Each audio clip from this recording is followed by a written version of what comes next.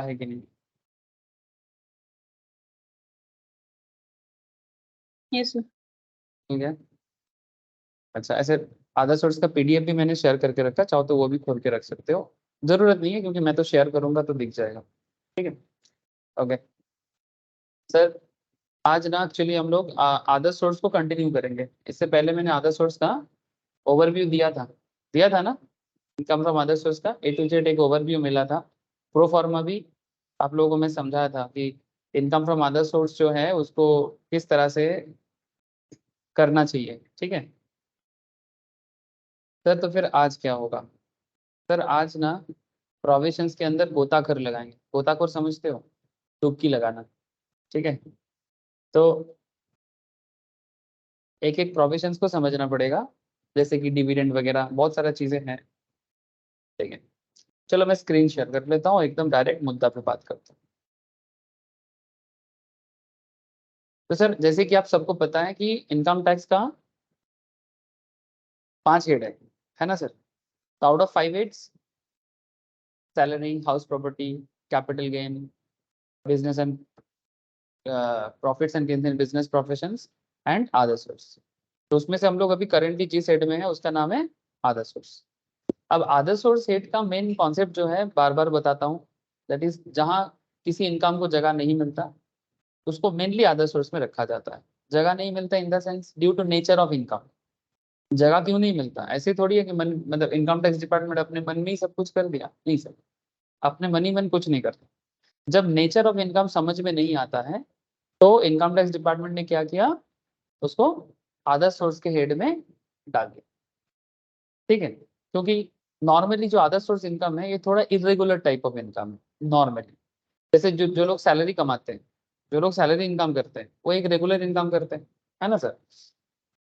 Salary income एक regular है, business income भी रेगुलर है, हाउस प्रॉपर्टी रेंटल भी रेगुलर है। लेकिन अ, आप देखोगे कि अदर सोर्स में जैसे डिविडेंड का इनकम करना, कैपिटल, हाँ हाँ हाँ हाँ, that's true, capital gain is also not very regular. ठीक है, रोज रोज लोग ऐसा नहीं करते कि लैंड बिल्डिंग रोज बेच रहा होगा, ऐसा नहीं करते। Very good. तो मेन पॉइंट, हाँ एग्जैक्टली, जिनका काम है वो तो बिजनेस में आ जाएगा। जिसका रियल एस्टेट का बिजनेस है वो तो बिजनेस में आ जाएगा, उसका कैपिटल गेन नहीं है। ठीक है, तो मेनली अदर सोर्स जैसे कि dividend income one of the popular source of income जो अदर सोर्स में ट्रीट होता है। लॉटरी, ठीक है, क्रॉसवर्ड पजल, ठीक है, की मैन इंश्योरेंस पॉलिसी। लास्ट दिन मैंने लिखा है पूरा एकदम प्रोफार्मा लिखा है, कॉपी में नोट डाउन किए हैं ना सर? अगर नहीं किए हो तो जरूर क्लास लेके कर लेना सर। पूरा एक एक पॉइंट डिस्कस किया। ठीक है, मैंने क्या क्या इनकम आता है, बेसिकली इसको मैं प्रोफार्मा के नाम पे करवाया। मैं आशा करता हूँ कि आप सभी ने प्रोफार्मा नोट डाउन किया हो कि किस तरह से आइडेंटिफिकेशन करना है अदर सोर्स इनकम का। और जैसे सबसे पहला नाम देखो डिविडेंड इनकम का ही है, अगर आप कॉपी किए थे तो सबसे पहला नाम डिविडेंड इनकम का ही है। ये मैं ऑलरेडी कॉपी करवाया सबको क्योंकि जरूरी है, क्योंकि सबसे पहले अदर सोर्स का सबसे बड़ा जो प्रॉब्लम है वो है आइडेंटिफिकेशन, कि इस इनकम को अदर सोर्स में रखा जाए कि ना रखा जाए, इसके बारे में लोगों को समझ में नहीं आता। ठीक है, तो थोड़ा सा मन को शांत करके पढ़ो, सारा चीज समझ में आ जाएगा। ठीक है, तो जैसे डिविडेंड इनकम हो गया। डिविडेंड इनकम नॉर्मली क्या होता है, जो हम लोग कंपनी से कमाते हैं, शेयर मार्केट में इन्वेस्ट करते हैं, कंपनी के शेयर में इन्वेस्ट करते हैं और इन्वेस्ट करने के बाद कंपनी उसका प्रॉफिट का पार्ट हमें देता है। ठीक है, distributable profit, that is also known as dividend, that is also known as dividend. ये जो डिविडेंड है, इस डिविडेंड के बारे में थोड़ा सा बात तो करना पड़ेगा सर। मतलब बात तो बनता है, बात बनता है इसके बारे में, सेक्शन भी बनता है। तो ये सेक्शन के बारे में भी थोड़ा मैं बातचीत करना स्टार्ट कर रहा हूँ, और उसके बाद ना धीरे धीरे आप लोगों को मैं क्वेश्चंस भी करवाऊँ। ठीक है, अदर सोर्स है ना, वैराइटीज क्वेश्चंस पूछा जा सकता है। जैसे इनकम दे दिया, फिर पूछेगा कि इसको अदर सोर्स में टैक्सेबल करेंगे कि नहीं करेंगे। इस तरह का सवाल ट्रिकी होता है, क्योंकि अगर आप आइडेंटिफाई नहीं कर पाओगे ना, इसीलिए जो लास्ट दिन में जो लिखाया ये इतना जरूरी क्यों है प्रोफार्मा के अंदर, क्योंकि इसके अंदर ही आपको पता चल जाएगा कि आखिर कौन से income income from other source में ट्रीट करेंगे और किसको ट्रीट नहीं करेंगे, टैक्सेबल होगा कि टैक्सेबल नहीं होगा। समझ में आ रहा है सर? हाँ हाँ, प्रोफार्मा के बाहर भी हो सकता है, मैंने मैक्सिमम कवर करने का कोशिश किया। ठीक है, इसके अलावा कुछ ऐसा इनकम जहां पर आपको हो सकता है कि शायद प्रोफार्मा के अंदर नहीं है, हो सकता है, क्योंकि ये इंक्लूसिव नहीं है, ठीक है।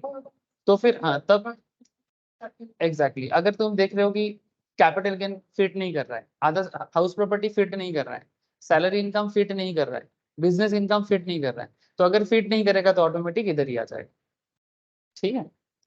और उसके लिए नोट भी दे देना, एग्जाम में अगर ऐसा क्वेश्चंस पूछ भी लेता है कि तुमने क्यों इसको अदर सोर्स हेड में रखा, तो नोट दे देना, बिकॉज बाकी जगह में ये फिट नहीं करता।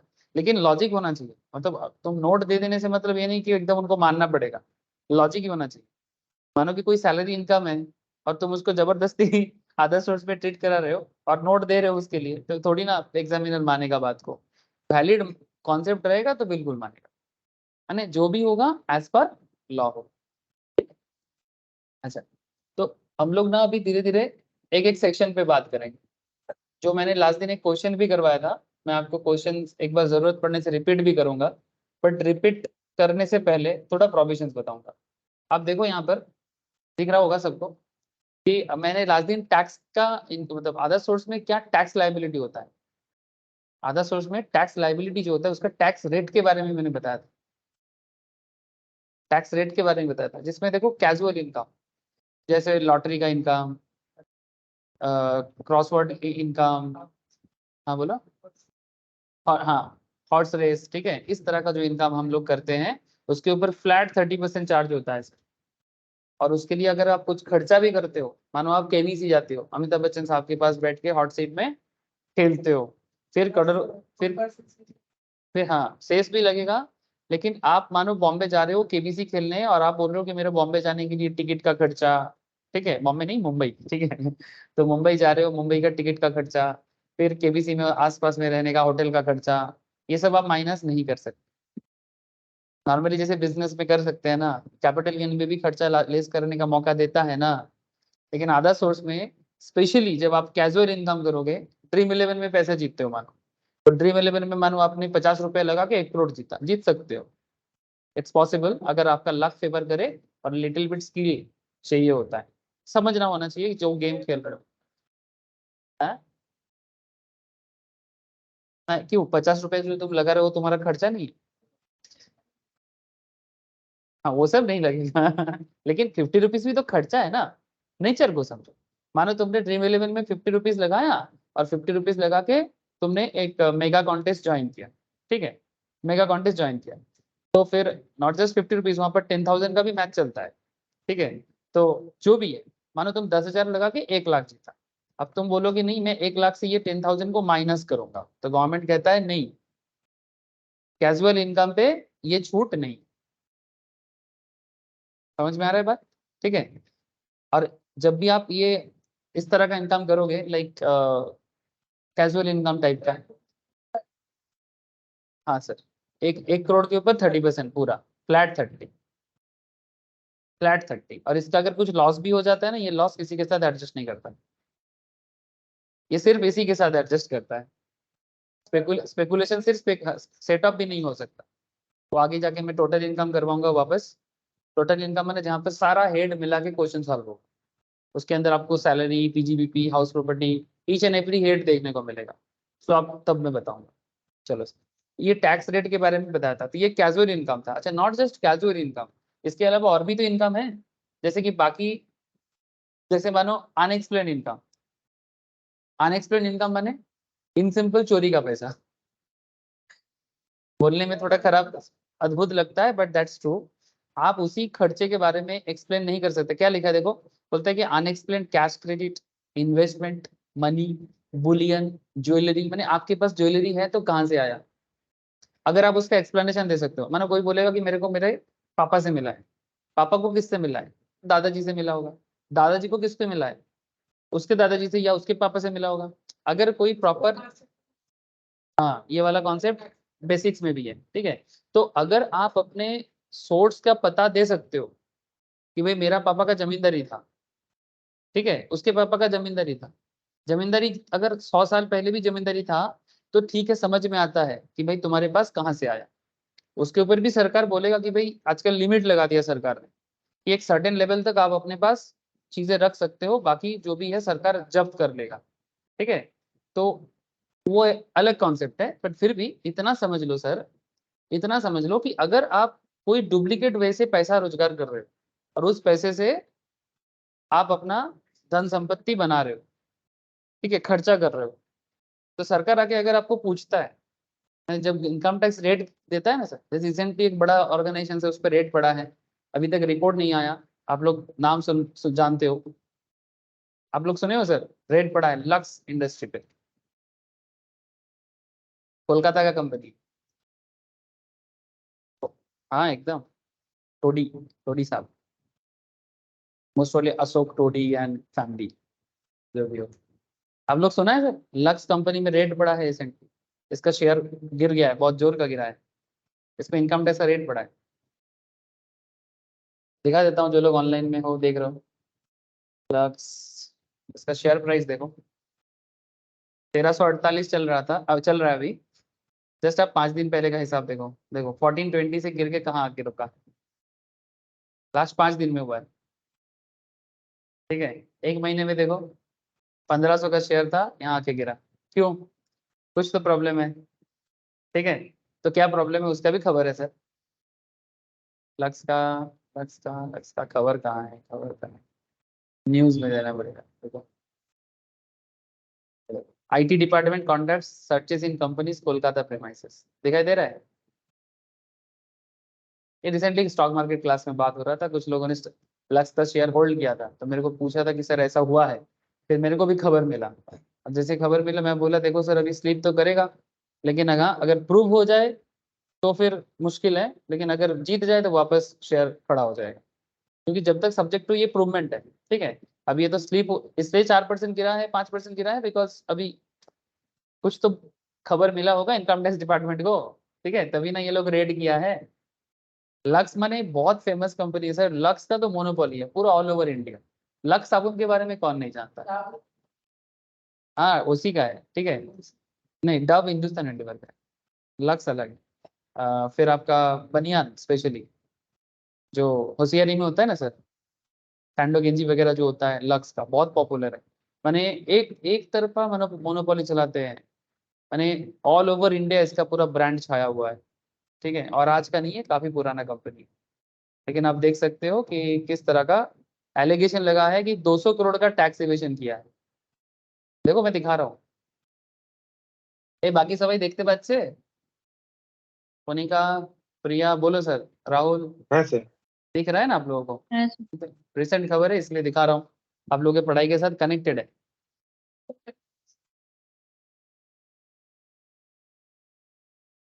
अरे 60 + 25, 78, मतलब वो बेसिकली तुम डायरेक्ट थोड़ी ना लगा रहे हो, 60% तो डायरेक्ट लग रहा है, ठीक है, 25% तो उसके ऊपर चार्जेस लग रहा है, फिर उसके ऊपर तो 4% लग रहा है, तो तुम उसको अगर इफेक्टिव करोगे तो ऑटोमेटिकली वो 78 होगा। अच्छा अभी देखिए दो, अभी देखिए दो, अब इधर देख लो सर कि 200 करोड़ का टैक्स इवेशन का अभी एलिगेशन किया है, ठीक है। अभी सब्जेक्ट टू प्रूवमेंट है, इनकम टैक्स के पास खबर होगा, कुछ तो होगा तभी वो गया है, लेकिन अभी देखना पड़ेगा कि यार सच में वो लोग ऐसा किया है।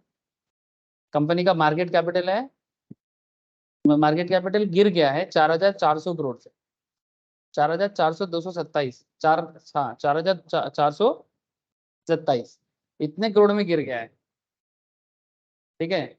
और कंपनी का 49 lakh shares almost hand change किया है रिसेंटली, ठीक है, मैंने शेयर ट्रांसफर हुआ है, मैंने सेल कर दिया, लोगों ने सेल कर दिया शेयर, ठीक है। तो ये एक रिसेंट खबर है इनकम टैक्स के ऊपर, चलो ये मेरे को याद आ गया इसलिए मैं दिखा दिया। अब चलो, अगर मानो कि अब लक्स में रेट बढ़ा है, अगर लक्स ये 200 करोड़ का हिसाब बता रहे हैं, अगर 200 करोड़ का हिसाब दे देता है नो इशू, अगर हिसाब नहीं दे पाता तो सिंपल, ठीक है। अब ये तो फिर भी कॉर्पोरेट इवेशन है, अगर इंडिविजुअल लेवल में भी इवेशन होगा, ठीक है, तो इंडिविजुअल में ये रेट लगाएगा, बाकी कॉर्पोरेट टैक्स जब आप लोग करोगे ना, तो थोड़ा सा एक्स्ट्रा आपको कॉर्पोरेट टैक्स में बढ़ा जाएगा, नॉर्मली फाइनल लेवल में डिस्कस होता है। ओके, तो ये हो गया आपका एरिया, ठीक है सर। तो ओवरऑल आपका इफेक्टिव, जैसे ये 60% आपका नॉर्मल इनकम के ऊपर लगता है, 60 चार्ज लग जाता है 25% एक्स्ट्रा, तो 60 प्लस 25 तो 75 हो ही रहा है ना। ठीक है, अब 75 प्लस 4 करने से 79 होता है ना। ओ सॉरी, 60 प्लस 25 85 होता है। हाँ, अब क्या होता है कि तुम्हारा इनकम, ये मेरे को ऋषभ ने एक सवाल किया सर कि 60 और 25 करने से तो 85 होता है ना। उसके ऊपर प्लस 4 लगाने से तो 89% टैक्स हो जाएगा, लेकिन यहाँ पर लिखा है 78% इफेक्टिव। सर आप लोग जब साठ चार्ज वाला बेसिक्स ऑफ इनकम टैक्स में क्वेश्चन करोगे, नहीं सर, ठीक है, आप लोग जब बेसिक्स में किए होंगे, साठ चार्ज थोड़ी ना आपके मेन इनकम के ऊपर लगता है, एक्स्ट्रा इनकम के ऊपर चार्ज लगता है ना। तो ये जो एक्स्ट्रा इनकम के ऊपर चार्ज लगता है, ये बेसिकली ये इफेक्टिव रेट है, तुम इस लिखा को समझो। ये रेट जो है ये इफेक्टिव है, इफेक्टिव माने 60% तुम्हारा एक्चुअल रेट ऑफ टैक्स है, वो तुम्हारा लगेगा। अब जो सपोज मानो तुमने 1 लाख कमाया, इसके लिए मुझे फिर से बेसिक्स में जाना पड़ेगा। ठीक है, तुम बेसिक्स ऑफ इनकम टैक्स में रिसेंटली मैंने चार्ज का भी ऑफलाइन में भी करवा रहा था, वहां पर तुम लोग देखना कि चार्ज कब लग रहा। ठीक है, जब 50 लाख क्रॉस कर रहे हैं, तब जाके तुम इस एक्स्ट्रा इनकम के ऊपर साठ चार्ज टैक्स दे रहे हो। साठ चार्ज का मतलब ही होता है एक्स्ट्रा इनकम के लिए एक्स्ट्रा टैक्स, थोड़ी ना तुम्हारे पूरे इनकम के ऊपर पड़ रहा है। बात को समझो, वो जो 25% है, थोड़ी ना तुम्हारे 1 लाख पे 75% थोड़ी ना लगाया जा रहा है, या 85% लगाया जा रहा है, ऐसा तो नहीं हो रहा है।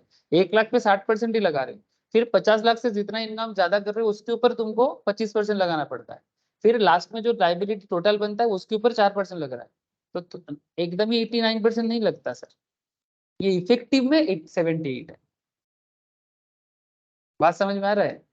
ठीक है, मैं बेसिक्स वापस जब करूंगा, ठीक है, मैं बेसिक्स रिविजन करवाऊंगा सर, नो इशू। इसीलिए ऑफलाइन क्लास में मैं बुलाता रहता हूँ, डाउट क्लियर कर लेना। ठीक है, मन में कोई संदेह मत रखना सर। ठीक है, तब मैं आपको वापस और एक बार बता दूंगा सर कि 78% क्यों। ठीक है, लेकिन इतना समझ लो कि सर डायरेक्टली थोड़ी ना ऐसे 85 90 थोड़ी ना हो रहा है, टैक्स के ऊपर टैक्स, टैक्स के ऊपर टैक्स, इसीलिए ना, तो इसीलिए ये 78% है। ठीक है, चलो। अच्छा, अब बात है सर कि हम लोग ये सब लास्ट क्लास में भी पढ़े थे, तो सर आपने फिर से रिपीट कर दिया। नहीं सर, मैं रिपीट नहीं किया, थोड़ा सा याद दिलाया, और ये लक्स इंडस्ट्रीज का रिसेंट जो न्यूज मार्केट में छाया है उसके बारे में थोड़ा सा आप लोगों को बताया, खबर रखने के। अच्छा, अब बात करेंगे सर सेक्शन वाइज। तो आप लोग देख सकते हो, सबसे पहला जो सेक्शन आपके आंखों के सामने आ रहा है, दैट इज सेक्शन 56।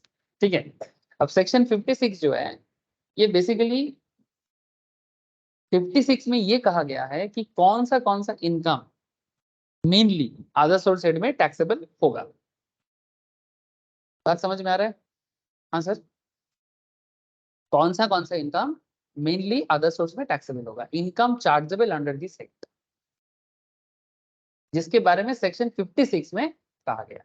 अब 56 रिलेटेड और भी चीजें हैं, 56 तो मेन हेड है, इसके अंडर में आपको और भी सबसेक्शन देखने को मिलेगा। उसी में से एक सेक्शन है सर सेक्शन 56 सबसेक्शन 2 क्लॉज आई, जो कि डिविडेंड के बारे में बात करता है, डिविडेंड इनकम के बारे में बात करता है। Clause 1, sorry, clause 1।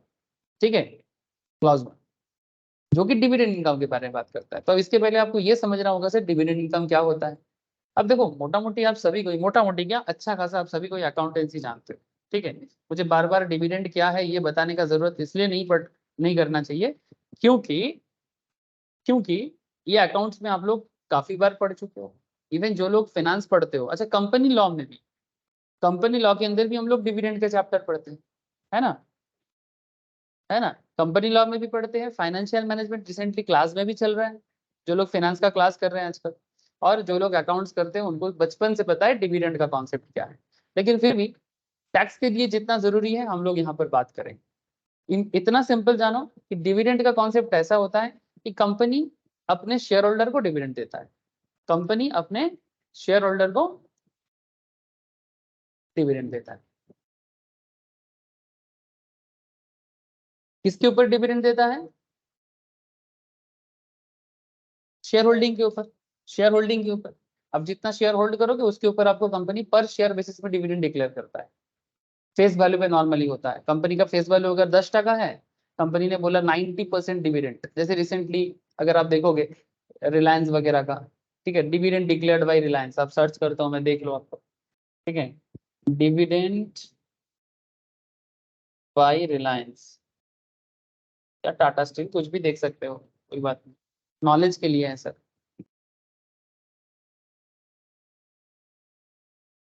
ये देखो, रिलायंस का मैंने ओपन किया, मनी कंट्रोल एक इजी सोर्स है, मुझे मिल जाता है डिटेल्स, इसलिए दिखा रहा हूँ मनी कंट्रोल से। ऐसे नॉर्मली मैं डे टू डे लाइफ में मनी कंट्रोल इतना यूज नहीं करता, सिर्फ पढ़ाने के टाइम पे यूज करता, जो भी हो। लेकिन आप थोड़ा सा देखो, मैं थोड़ा सा इसको स्क्रॉल डाउन करता हूँ, आपको दिख जाएगा।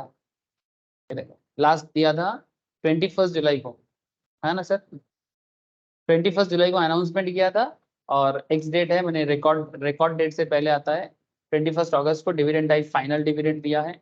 डिविडेंड परसेंटेज 90% बोला। ये परसेंटेज किसके ऊपर रखा गया, फेस वैल्यू के ऊपर। कंपनी का फेस वैल्यू है 10%, 10% का 90% कितना होता है, 9%।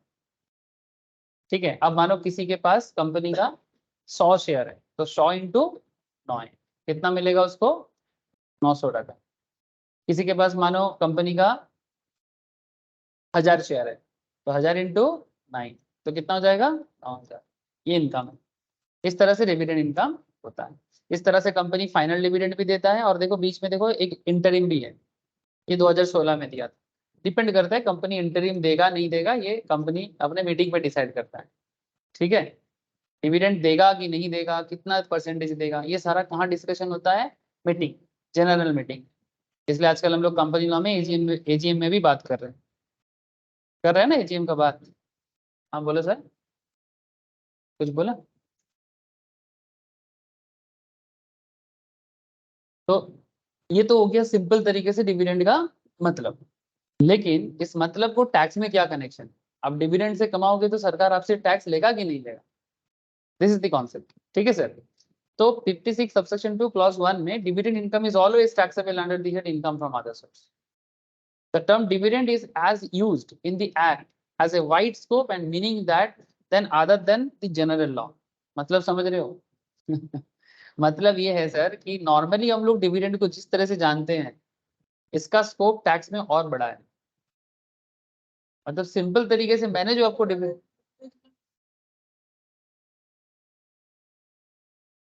वो लोग डिविडेंड नहीं कमाता, वो लोग ब्रोकरेज कमाता है। जिनका शेयर की खरीद, शेयर खरीदने का बेचने का जिनका काम होता है, वो लोग डिविडेंड से नहीं कमाते हैं, वो लोग कमीशन से कमाते हैं, ब्रोकरेज कमीशन से। तो यहाँ पर डिविडेंड का मतलब थोड़ा और ज्यादा है सर। ठीक है, अब कैसा ज्यादा, चलो अब ये है टैक्स का डिविडेंड।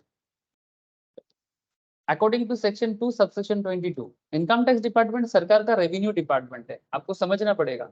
गवर्नमेंट ना इतना दिमाग नहीं लगाएगा, सरकार के लिए टैक्स एक सोर्स ऑफ रेवेन्यू है, अर्निंग है। ठीक है, सरकार का क्या है कि गवर्नमेंट सोचता रहता है कि भाई हमको टैक्स चाहिए, हमको टैक्स चाहिए।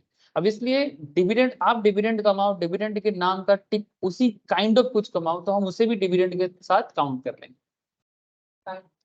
काइंड ऑफ डिविडेंड मैंने, गवर्नमेंट इसलिए इनकम टैक्स के प्रोविजंस में डिविडेंड को थोड़ा सा और एलाबोरेट किया। गवर्नमेंट कहता है कि ये डिविडेंड ना भी हो सकता है, लेकिन फिर भी हम उसे डिविडेंड मान लेंगे। बता दें चल,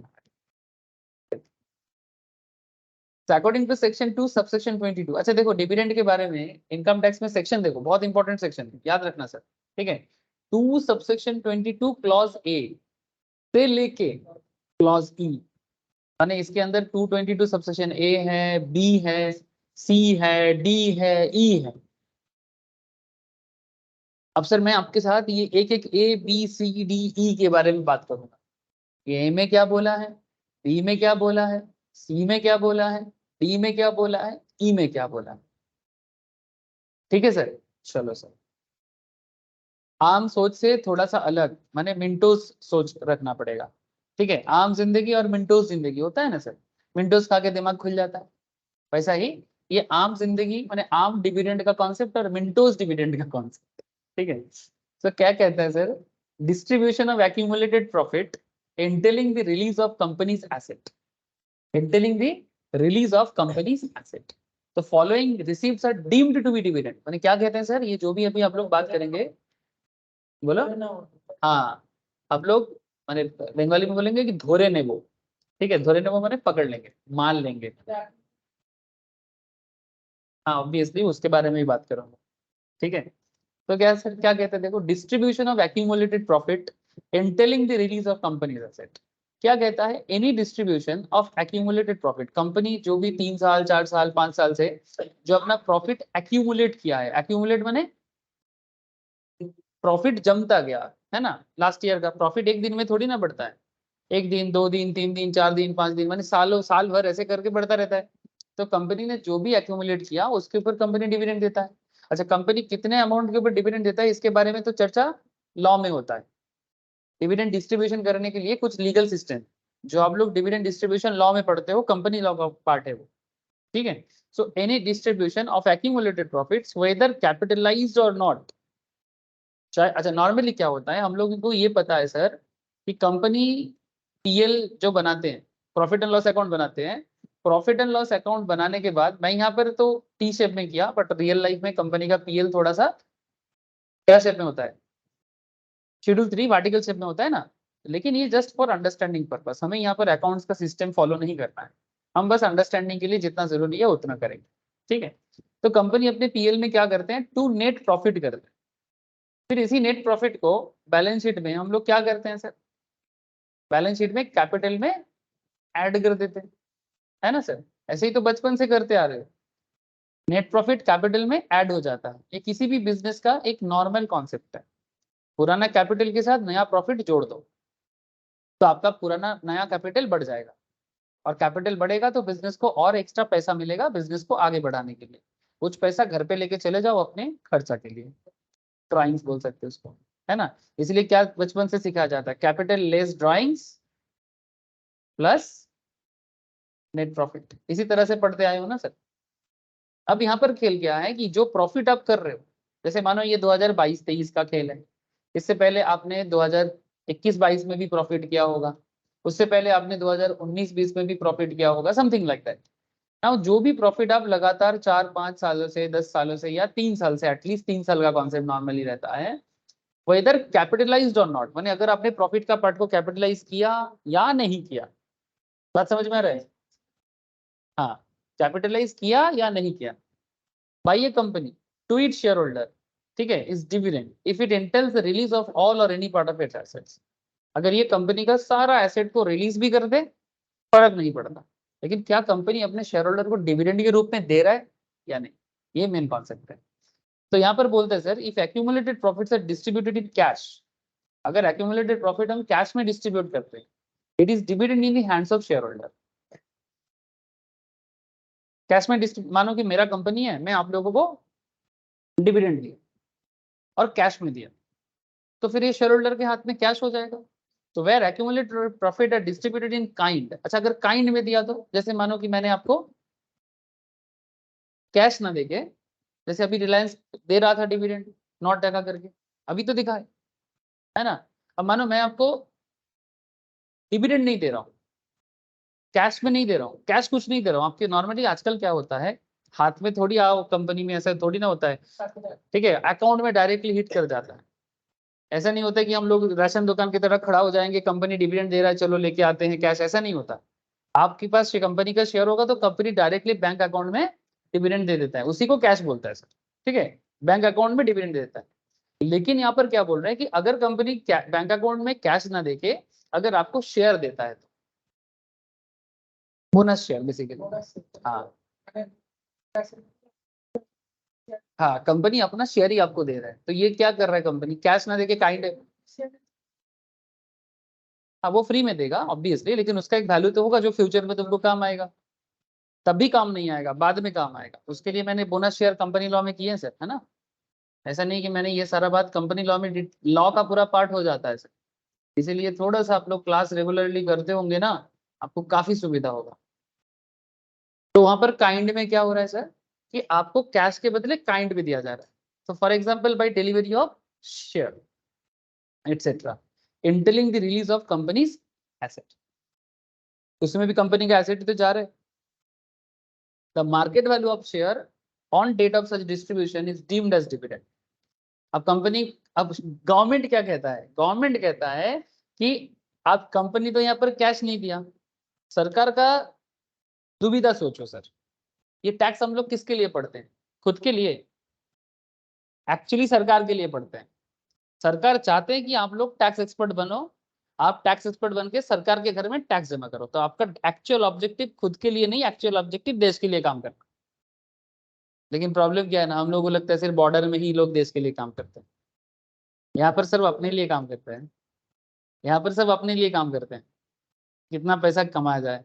काश हर एक बॉर्डर में सैनिक ऐसा सोचता होता। एक आध गद्दार निकालता है बॉर्डर में, एक आध लोग गद्दार हो जाता है, पूरा देश खत्म हो जाता है। और देश के अंदर हम लोग गद्दारी करने में रोज लगे पड़े हैं, सिर्फ अपने फायदे के। एक गद्दार के कारण बॉम्बे में अटैक हुआ था। हाँ, कोई तो गद्दार था। सोचो कि अगर देश के अंदर हर कोई गद्दार निकलना चालू हो जाए, क्या हालत होगी। एक्चुअली ये टैक्स वगैरह जो भी है, हम लोग अपने लिए नहीं पढ़ते हैं, हम लोग देश के लिए पढ़ते हैं। बदले में हमें भी कुछ मिल जाता है, क्योंकि देश का करेंगे, देश हमें कुछ ना कुछ देता जाएगा सर। ठीक है, ये तो नॉर्मल एक सिस्टम है।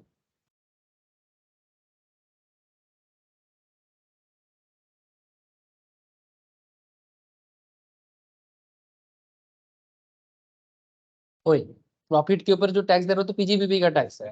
ठीक है, ये तो शेयर होल्डर के हाथ में, ये income from other source company का थोड़ी है, ये तो शेयर होल्डर के हाथ में है। ये हाँ, हाँ तो वो तो कंपनी अपने प्रॉफिट से बचा के जो दिया, वो तो कंपनी का पीजीबीपी का टैक्स हो गया। वो तो कंपनी, ठीक है, वो तो बिजनेस टैक्स दे दिया। लेकिन हम लोग अदर सोर्स किसके लिए पढ़ रहे हैं? अदर सोर्स कंपनी क्या कर रहा है, मानो मेरा कंपनी है, मैं तुमको डिविडेंड दे रहा हूँ, तो तुम्हारे हाथ में तो डिविडेंड अर्निंग हो रहा है ना, उस पैसे पे मैं टैक्स लेने के बारे में बात कर रहा हूँ।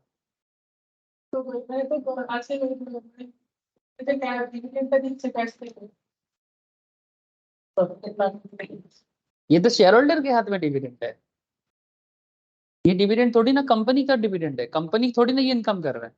कंपनी तो अपना इनकम का हिस्सा दे रहा है लोगों को। सरकार बोलता है वो जो हिस्सा तुम कंपनी से ले रहे हो, हम उससे टैक्स लेंगे।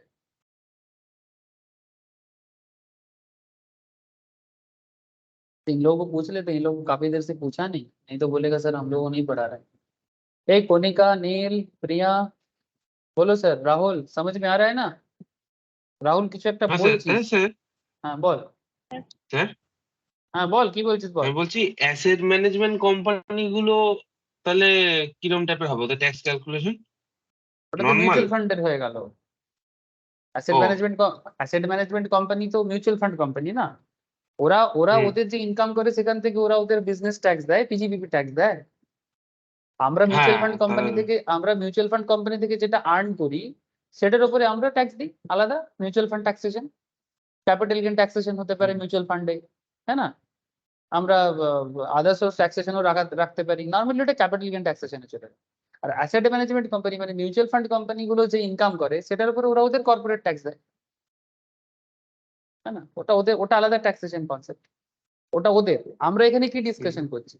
আমরা এখানে যেটা ডিসকাস করছি সেটা হচ্ছে শেয়ার হোল্ডাররা নিজেদের হাতে যে ডিভিডেন্ড ইনকামটা পায়, সেই ডিভিডেন্ড ইনকামটার উপরে সরকারের ঘরে কিভাবে ট্যাক্সটা যাবে, ব্যাপারটা বুঝতে হুম, পারলি? শেয়ার হোল্ডারদের উপর শুধু।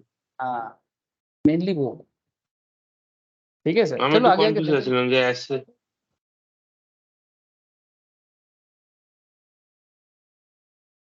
जितना घूम घूम के जाएगा सरकार हर जगह से लेता जाएगा। ठीक है, हाँ, जितना सोर्स बढ़ेगा सरकार के लिए उतना अच्छा, ऑब्वियस। तो डिस्ट्रीब्यूशन ऑफ एक्यूमुलेटेड प्रॉफिट, तो यहाँ पर बेसिकली यही सिंपल बात है कि ये जो है सर शेयर होल्डर के हाथ में है। बार बार एक चीज मैं आपको बता रहा हूँ, शेयर होल्डर के हाथ में। इसलिए स्टार्टिंग में ही आपको ये बात बताया जा रहा था, ये देखो एकदम स्टार्टिंग लाइन, आप लोग शायद कंसंट्रेट नहीं किए। Dividend income is tax always taxable under the head income from other source. The term dividend as used in the act as a wider scope and meaning the under the head मतलब general नियम के हिसाब से जो है, उससे भी थोड़ा सा स्कोप बड़ा है इसका। ठीक है, क्योंकि कभी कभी क्या होता है कि मतलब प्योर डिविडेंड वो है नहीं, जैसे कि काइंड में जो हुआ, कंपनी ने तो बोनस शेयर दिया, लेकिन फिर भी सरकार का मानना है कि ठीक है आपने अपने शेयर होल्डरों को बोनस शेयर दिया, ठीक है, लेकिन लेकिन हम उसको क्या करेंगे, आज के हिसाब से जो भी मार्केट वैल्यू है उस शेयर का, उसको मान लेंगे कि उसका इनकम है, फिर उस इनकम पे हम टैक्स लगा देंगे। क्योंकि वो कैश के बदले दे रहा है, क्योंकि वो कैश के बदले काइंड में दे रहा है, बैंक अकाउंट में पैसा जमा नहीं कर रहा है। हाँ सर, ठीक है। तो ये dividend in the hands of share holder, क्या लिखता है, dividend in the hands of share holder. अब ये शेयर होल्डर सरकार के घर में टैक्स देगा, कंपनी का इसका कोई लिंक नहीं। अगर पहले एक कॉन्सेप्ट था कि कंपनी के पास से सरकार काट लेता था, तब शेयर होल्डर के हाथ में फ्री हो जाता था। हाँ, सोर्स से ही काट लेगा, उसका भी कॉन्सेप्ट आगे आगे बताऊंगा सर, टीडीएस वगैरह का कॉन्सेप्ट है, ठीक है, वो आगे चर्चा करेंगे। पहले तो एकदम डायरेक्टली होता था, सेक्शन 10 सबसेक्शन 34 बोल के एक सेक्शन होता था, उसको रिसेंटली चेंज किया गया, मैंने लास्ट 3-4 साल से। ये पहले क्या होता था, डायरेक्टली कंपनी के हाथ में, मतलब इंडियन कंपनी से अगर आपको डिविडेंड मिले, को पूरा एग्जेम्प्टेड हो जाता था शेयर होल्डर के हाथ में, लेकिन एक्चुअली एग्जाम नहीं होता था, वो आप कंपनी आपसे काट के ही आपको दे देते, वो सर वो कंपनी के हाथ में टैक्सेबल हो जाता था, तो शेयर होल्डर को छूट मिल गई। हाँ ऑब्वियसली। अच्छा आगे देखो सर, ये हो गया 222 2 सबसेक्शन 22 क्लॉज ए था। अब बी देखो, डिस्ट्रीब्यूशन ऑफ डिबेंचर, थोड़ा सा ट्रिकी है लेकिन इतना भी ट्रिकी नहीं है। अगर आप लोग कंपनी लॉ समझते हो, अगर आप थोड़ा सा क्या बोलते हैं सिक्योरिटी लॉ को समझते हो ना, तो आपको इतना भी कठिन नहीं लगेगा, ठीक है। जिसको शेयर मार्केट के बारे में थोड़ा सा ठीक ठाक नॉलेज है, या फिर एटलीस्ट कंपनी लॉ का क्लास भी ठीक ठाक से करते हो, तो मुझे नहीं लगता आप लोगों को कोई दिक्कत होगा, क्योंकि पॉइंट वही सब चर्चा है। Distribution of debenture, company debenture distribute करता है, ठीक है। डिपॉजिट सर्टिफिकेट, कंपनी पब्लिक से, रिसेंटली मैंने कंपनी लॉ में ये वाला चैप्टर भी पढ़ा है ना, कि कंपनी में क्या होता है कि आप डिपॉजिट रख सकते हो, बदले में कंपनी आपको इंटरेस्ट पे करता है ना। जैसे बैंक में हम लोग एफडी करते हैं, उसी तरह का कॉन्सेप्ट है। मार्केट में थोड़ा हाई रिटर्न मिलता है तभी पब्लिक देता है। बैंक अगर आपको 7% 7.5% दे रहा होगा, कंपनी डिपॉजिट में आपको 8.5%, 9%, 9.5%, 10%, 11% तक भी डिपॉजिट मिल जाता है, ठीक है। लेकिन हाँ ऑब्वियसली क्योंकि प्राइवेट कंपनी है थोड़ा रिस्क है, लेकिन रिस्क के साथ ही तो रिटर्न आता है, ठीक है। नॉलेज होगा तो फिर आपको दिक्कत नहीं होगा। तो distribution of debenture deposit certificate to shareholders, अब कंपनी क्या कर रहे हैं, लोगों को डिवेंचर दे रहा है, लोगों को डिपॉजिट सर्टिफिकेट दे रहा है, शेयर होल्डर्स को दे रहा है, and bonus shares to preference shareholder, preference shareholder को बोनस भी दे रहा है, प्रेफरेंस वाले को, हाँ इक्विटी को नहीं बताया यहाँ पर, प्रेफरेंस के बारे में बताया। सो share holder, normally share holder का बात जब भी आता है इक्विटी को ही बात किया जाता है, क्योंकि प्रेफरेंस शेयर होल्डर को तो फिक्स डिविडेंड मिलता है, प्रेफरेंस शेयर होल्डर को तो फिक्स डिविडेंड मिलता है।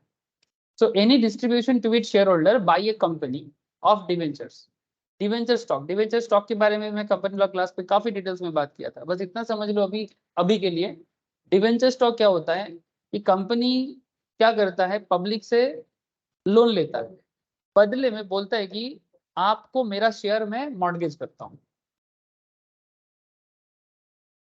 बात को समझो, मानो कि मैंने आपको बोला कि मुझे डिवेंचर दो, मैंने मैं इशू किया, आप सब्सक्राइब कर लिए, ठीक है। मानो मेरा कंपनी का नाम है केएसजी स्क्वायर लिमिटेड, ठीक है।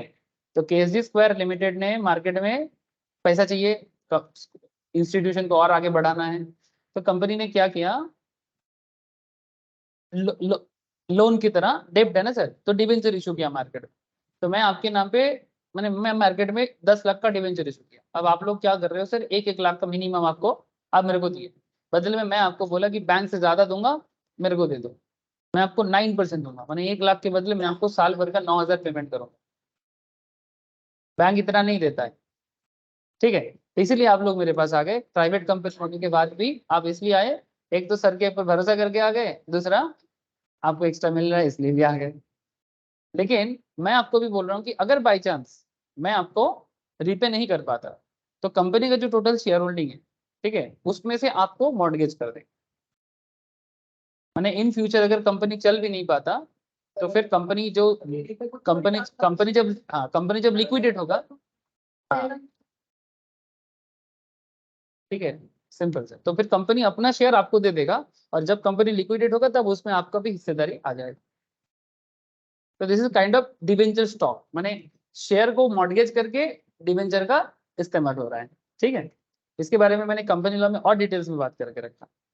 और deposit certificate in any form, ये कंपनी क्या कर रहा है, दे रहा है, वेदर विद और विदाउट इंटरेस्ट, चाहे इंटरेस्ट के साथ दे या ना दे, लेकिन नेचर अगर ये भी हो, नेचर ऐसा होना चाहिए।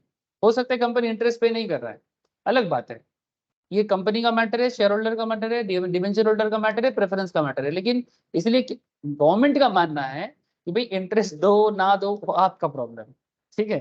And any distribution of bonus shares to preference shareholders to the extent to which the company possesses accumulated profits, whether capitalized or not, will be deemed as dividend. माने company ये सब चीजों के नाम पे भी अगर शेयर होल्डर को कुछ पेमेंट करता है उसे भी डीम डिविडेंड कहा जाएगा। इसीलिए स्टार्टिंग में ये बात कर रहा था कि जो चीज डिविडेंड में डायरेक्टली काउंट होता ही नहीं है, इनकम टैक्स डिपार्टमेंट उसे डीम डिविडेंड के नाम पे काउंट कर सकता है, ठीक है। अच्छा एक बात यहाँ पर देखो, क्लियरली बोला bonus shares given to equity shareholder are not treated as dividend.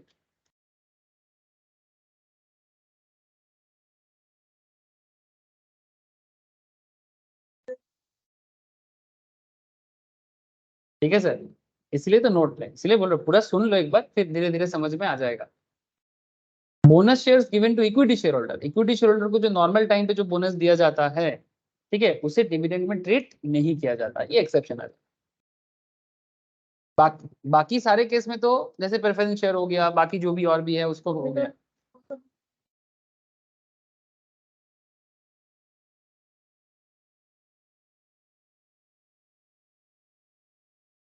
Equity को ही दिया, वहां पर कुछ मेंशन नहीं किया था कि इक्विटी है कि प्रेफरेंस है, ठीक है। लेकिन अब आपको सेकंड पॉइंट में क्लियरली बताया जा रहा है सर कि अगर ये इक्विटी शेयर होल्डर को दिया जाता है तो फिर हम उसे डिविडेंड रेट नहीं करेंगे, सिंपल।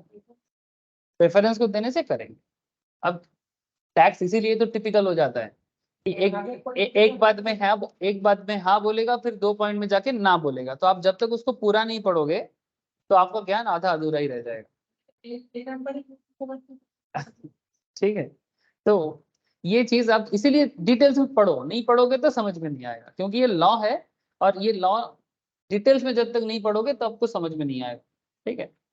अच्छा फिर चलो सर ज्यादा कॉम्प्लेक्स ना करो, सिंपल रखो। डिस्ट्रीब्यूशन और लिक्विडेशन। कंपनी लिक्विडेशन का मतलब क्या होता है, जब कंपनी बंद हो जाता है उस टाइम पे कंपनी अपने एसेट को डिस्ट्रीब्यूट करता है। So any distribution made to the shareholders of a company on its liquidation to the extent to which the distribution is attributable to the accumulated profit of the company immediately before its liquidation, whether capitalized or not, is deemed to be dividend income. वही बात कर रहे हैं, ठीक है। Any distribution made to the shareholders of a company on its liquidation, मतलब जब company बंद होने के कगार में आ जाता है, बने बंद हो रहा है, अब कंपनी अपने एसेट्स वगैरह को क्या करेगा, डिस्ट्रीब्यूट करेगा अपनी प्रॉफिट को, ठीक है, जो भी कंपनी के लिए है। तो company immediately before its liquidation whether capitalised or not, उसे भी कंपनी डिविडेंड मानेगा।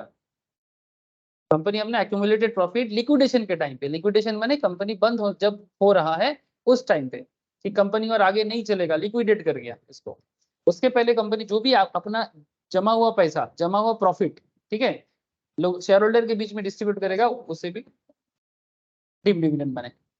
Any distribution made out of the profit of the company after the date of the liquidation, एक बात ध्यान से सुनना, लिक्विडेशन के बाद अगर कोई डिविडेंड जा रहा है, ठीक है, it is a repayment towards capital, इसे कैपिटल के टुवर्ड्स रीपेमेंट बोलेंगे, इसको डिविडेंड नहीं।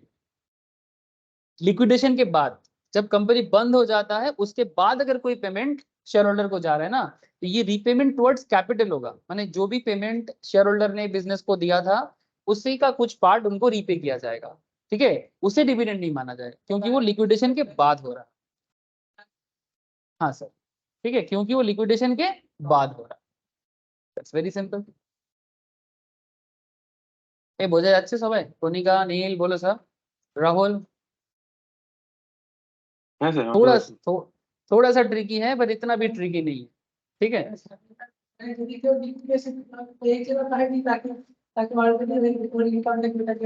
सर एक सेकंड। अच्छा डिस्ट्रीब्यूशन और रिडक्शन ऑफ कैपिटल, ये भी थोड़ा सा सुन लो, ठीक है। Any distribution to its shareholder by a company on the reduction of its capital to the extent to which the company possessed accumulated profits whether capitalized or not shall be deemed to be dividend।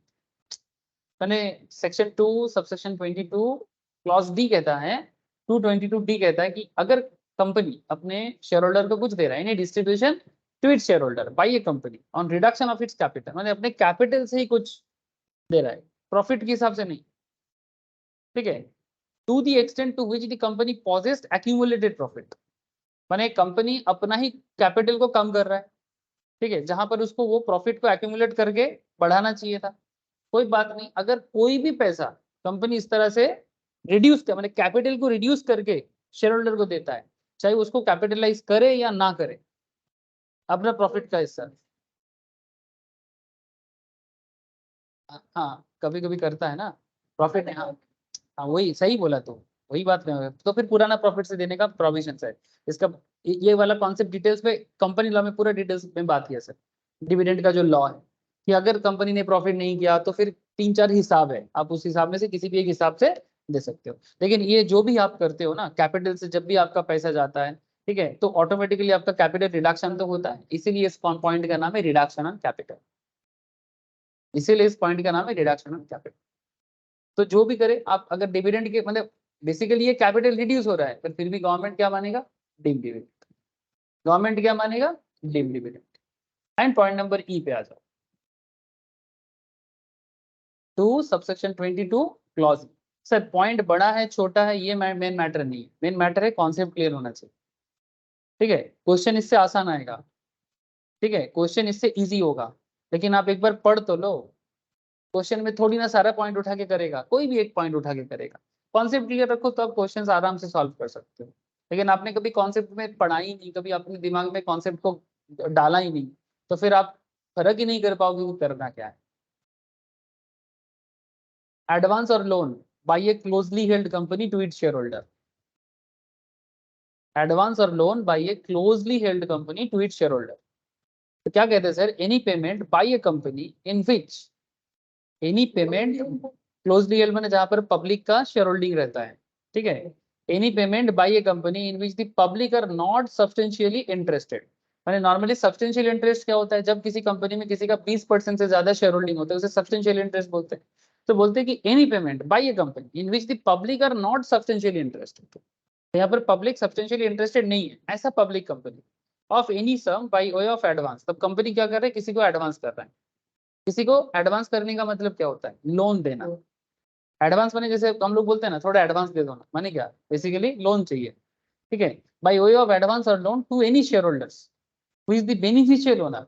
वो कौन है sir, वो beneficial owner है 10% और more of the equity capital, 10% और more of the equity capital of the company, यानी company का total capital जितना है अगर वो 100% है, उसका 10% या उससे ज्यादा किसी का बेनिफिशियल ओनरशिप है कंपनी। और ऐसे आदमी को माने इस तरह का जो शेयर होल्डर है, बेनिफिशियल ओनर है, कंपनी इसे क्या दे रहा है, एडवांस या लोन दे रहा है, ठीक है।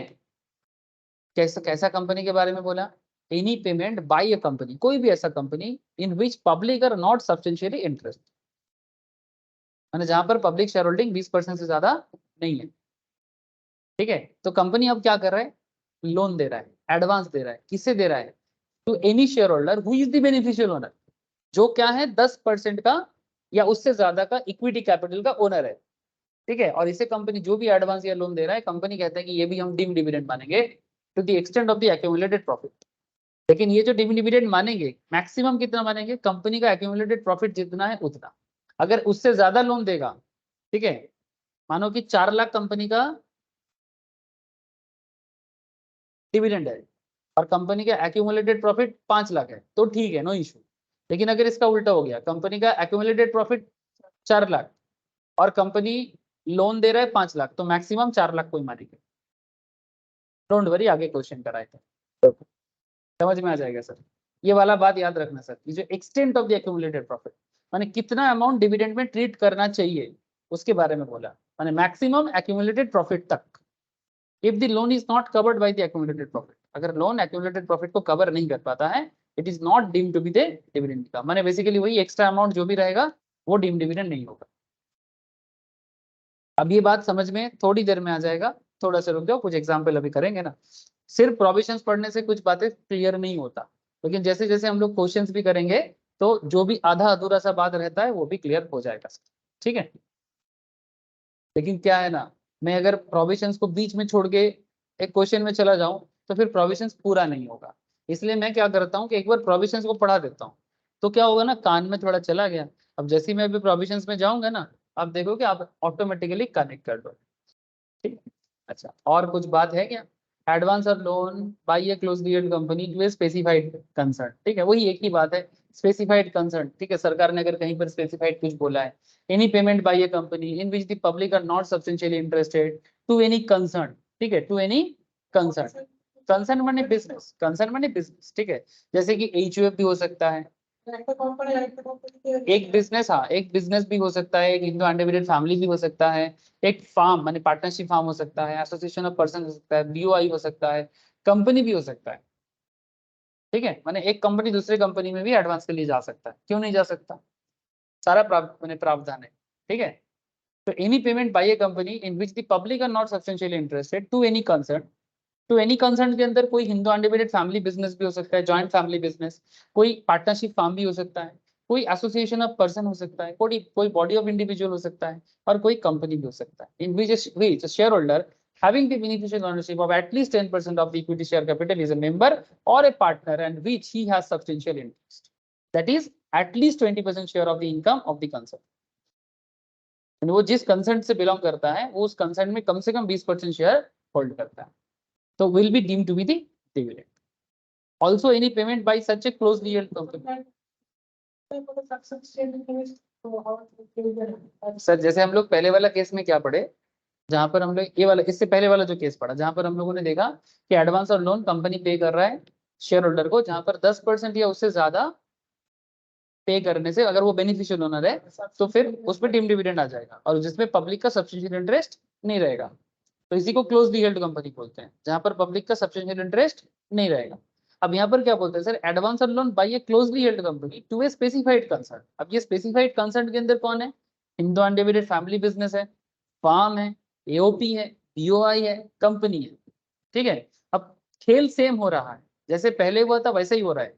क्या कर रहे हो आप? लोन दे रहे हो, ठीक है। कंपनी क्या कर रहा है? लोन दे रहा है। कंपनी क्या कर रहा है? एडवांस दे रहा है, ठीक है। Any payment by a company in which the public are not substantially interested, वो सेम कॉन्सेप्ट है। किससे दे रहा है?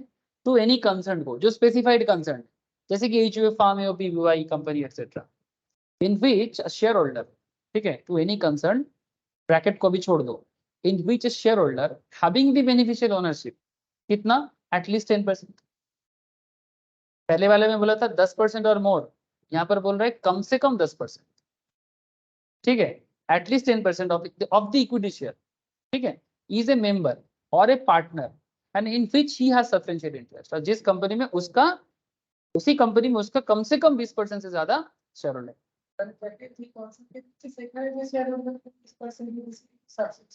हाँ सर, ठीक है।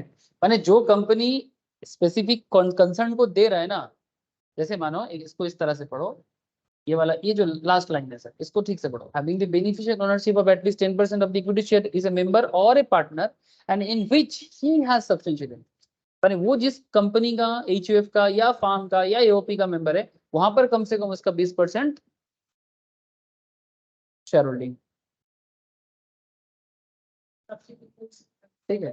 कंसर्न, जो कंसर्न के बारे में यहाँ पर गवर्नमेंट मेंशन कर रहा है, या तो आप एचयूएफ के अंदर कम से कम आपका 20% शेयर हो, या तो आपका फार्म के अंदर एटलीस्ट 20% शेयर हो, या फिर आपका एसोसिएशन ऑफ पर्सन के अंदर कम से कम 20% शेयर होल्डिंग हो। तो ऐसे किसी को भी अगर कंपनी लोन देता है, जैसे मानो एक्स लिमिटेड एक कंपनी है, वो किसी एबीसी पार्टनरशिप फार्म को, एबीसी पार्टनर को लोन दे रहा है, ठीक है। एक्स लिमिटेड एबीसी पार्टनर को लोन या एडवांस पे कर रहा है, और ये एबीसी पार्टनर में से ए को मानो दे रहा है, तो ए जो है इसका अपने पार्टनरशिप फार्म में कम से कम 20% का शेयर होल्डिंग होना चाहिए, समझ गए सर। और ओवरऑल इस पार्टनरशिप फार्म का इस कंपनी में कम से कम 10% शेयर होल्डिंग चाहिए। पार्टनरशिप फार्म का एक्स लिमिटेड में कम से कम 10% स्टेक होना चाहिए, और जो भी एबीसी पार्टनर में से अगर कोई भी जो ये कंपनी से लोन ले रहा है, कम से कम उसके पार्टनरशिप बिजनेस में या उसके हिंदू अनडिवाइडेड फैमिली के अंदर उसका कम से कम 20%, 20%। हाँ, एबीसी पार्टनरशिप को एक्स लिमिटेड में 10% और अपने अंदर, ठीक है। तो ये हो गया आपका।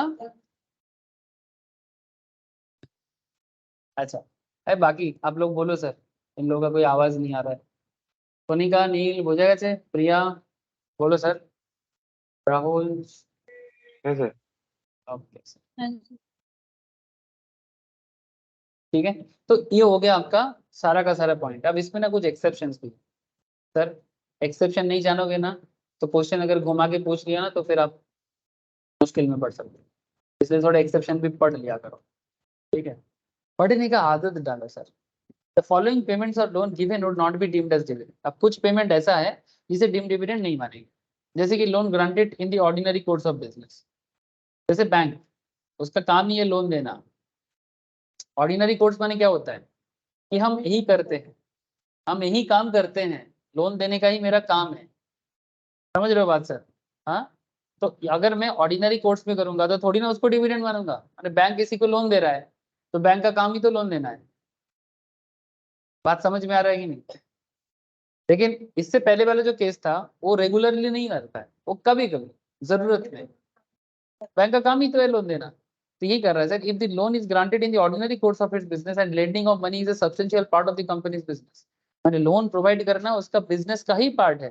The loan or advance to a shareholder or to the specified concern is not deemed to be the. Common sense है, कॉमन सेंस है, ठीक है। थोड़ा अपना फाइनेंशियल नॉलेज को डेवलप करोगे तो आपको ऑटोमेटिक समझ में आएगा। रट्टा लगा के कभी भी याद नहीं कर सकते। सारा दिन लेके किताब में बैठ जाओ फिर भी तुम समझ नहीं पाओगे। लेकिन अगर थोड़ा अपना सेंस को डेवलप करोगे तो आप समझ जाओ। ये रटने का चीज नहीं है। कितना पढ़ोगे सर, इतना मोटा मोटा टैक्स का किताब है। देखने में से आधा से ज्यादा लोग डर जाते हैं। बात डरने की है ही नहीं है। जैसे स्टोरी बुक्स होते हैं, टीचर का काम क्या है, पूरा किताब तुमको एकदम रट्टा लगा दे? नहीं। हम लोग इतना कर सकते हैं कि उस सब्जेक्ट के ऊपर तुम्हारा इंटरेस्ट जनरेट कर रहे हैं। बाकी काम तुमको ही करना है सर, हम थोड़ी ना जाएंगे एग्जाम देने। आपको ही जाना है, एग्जाम भी आपको देना है, लिखना भी आपको ही है। लेकिन अगर एटलीस्ट इंटरेस्ट जगा सकते हैं आपका किताब को पढ़ने में तो फिर काम हो गया सर। बाकी काम आप करोगे, क्रेडिट भी आपको ही मिलेगा। मार्क्स लेके, जॉब लेके, सैलरी लेके, सब क्रेडिट आपका है।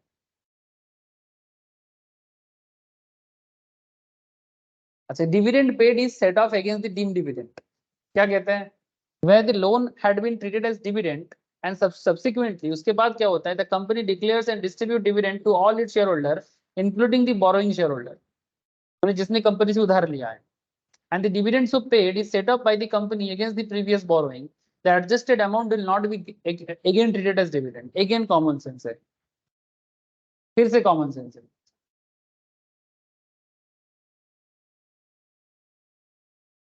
मैंने सिंपल करता हूँ सर। मानो कि आपने कंपनी से लोन लिया था, ठीक है। मानो एक्स लिमिटेड मिस्टर ए को लोन दिया था, मानो 1 लाख का लोन है, ठीक है। अब कंपनी डिविडेंड पे कर रहा है। अब x limited next year dividend pay कर रहा है। तो एक्स लिमिटेड, अच्छा मिस्टर ए शेयर होल्डर भी है, ठीक है, ये बात समझो sir. Mister A x limited का शेयर होल्डर भी है, जो ऑलरेडी अब कंपनी से 1 लाख का लोन लेके रखा था। अब कंपनी डिविडेंड दे रहा है, मानो जिसका अमाउंट है 1 लाख, एग्जाम्पल दे रहा हूँ, ठीक है। अब मुझे बताओ, मिस्टर ए को तो कंपनी को 1 लाख देना पड़ेगा और कंपनी को भी मिस्टर ए को 1 लाख देना पड़ेगा। तो 1 लाख पाना है, 1 लाख देना है। जीरो हो गया ना, एडजस्ट हो गया। अच्छा, अगर मानो कि पूरा एडजस्ट नहीं हो पाता है, हो सकता है कंपनी डिविडेंड देने वाला है 50,000 टोटल मिस्टर ए को, तो 50,000 मिस्टर ए को देना पड़ेगा, या फिर वाइस वर्सा, जो भी सिचुएशन। समझ गए सर? तो इसे भी हम लोग डीम डिविडेंड नहीं मानेंगे। अगर deem dividend set off against the deem dividend, ठीक है, dividend paid is set off against the deem dividend, तो उसे हम लोग नहीं मानेंगे। Subsequent repayment of loan or charge of interest at market rate does not make any difference in the applicability of section 2 subsection 22 sub clause C। अच्छा, other exceptions में देखो, effort कोनटा बुझते पारली? मैंने बेसिकली एक पॉइंट दिया है सर कि payment of loan और चेंज ऑफ इंटरेस्ट, मानो इंटरेस्ट बदल गया, मार्केट रेट, ठीक है, वो सेक्शन के एप्लीकेबिलिटी में कोई प्रॉब्लम नहीं करेगा, ठीक है। इसका मतलब चेंज हो गया तो सब सेक्शन एप्लीकेबल नहीं होगा, ऐसा कोई बात नहीं है, वो जैसे सिचुएशन है उसके हिसाब से हो जाएगा। अदर एक्सेप्शंस भी दिया है sir, apart from the exceptions जो हम लोग अभी बात किए, ठीक है, the following also do not constitute dividend, ठीक है। जैसे कि हम लोग ऊपर में ए बी सी डी ई करके पढ़ गए हैं, A B C D E 2 subsection 22 subsection clause A B C D E, ये है ना 222 ए से लेके ई तक, ए से लेके ई तक। तो कहता है कि जो भी हम लोग पढ़ गए हैं, distribution in respect of non participating shares issued for full cash consideration, issued for full cash consideration, sir ये सब एक्चुअली मार्केट रिलेटेड मैटर है। कंपनी अपने शेयर होल्डर के साथ कैसे कैसे तरीके से सेटलमेंट करते हैं, उसी का कुछ टाइप्स है। जैसे कि एक टाइप आपको यहाँ पर बता रहा है, distribution in respect of non participating share issued for full cash consideration. कहता है कि sir any distribution made in accordance with, ऊपर में जो हम लोग सी पॉइंट पढ़े और जो डी पॉइंट पढ़े, in respect of any share issued for full cash consideration and the holder of such share is not entitled to participate in the surplus asset in the event of liquidation। माने simple कहते हैं कि अगर कोई share holder company के liquidation पे part नहीं बनना चाहता, ठीक है, माने कंपनी के एसेट पे कोई क्लेम नहीं रखना चाहता, तो उसे भी डीम डिविडेंड नहीं करेगा, सिर्फ उसका part. Payment of buyback of share, माने बेसिकली और पार्टिसिपेटिंग शेयर मतलब क्या हो गया कि वो कंपनी के लिक्विडेशन पे अपना पार्ट नहीं रखना है ना, कि कंपनी बंद होने के टाइम पे ना तो कुछ देना है ना तो कुछ लेना है, सिर्फ अपना पार्ट के हिसाब से जितना है उतना रखेंगे, सरप्लस एसेट पे पार्टिसिपेट नहीं करेगा। समझ में आ रहा है? इसलिए वो उसको भी डिम डिविडेंड में काउंट नहीं करेंगे। Payment on buyback of shares, buyback के बारे में तो हम लोग कंपनी लॉ में भर भर के बात की। बाईबैक क्या होता है, कंपनी जब अपना ही शेयर मार्केट से वापस ले लेता है। मानो आज मैं तुमको शेयर इशू किया, ठीक है, जैसे रिसेंटली टीसीएस बाईबैक कर रहा है, रिसेंटली टीसीएस बाईबैक कर रहा है, चलो मैं दिखा देता हूँ आपको, आई थिंक डेट भी चालू हो गया है।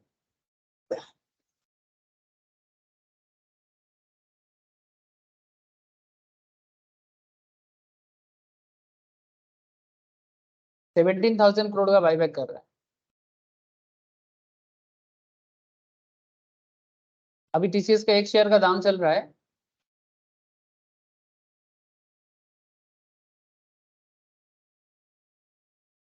Maximum price for share buyback has been 4150, और टीसीएस का शेयर का दाम कितना चल रहा है वो भी मैं दिखा देता हूँ आपको।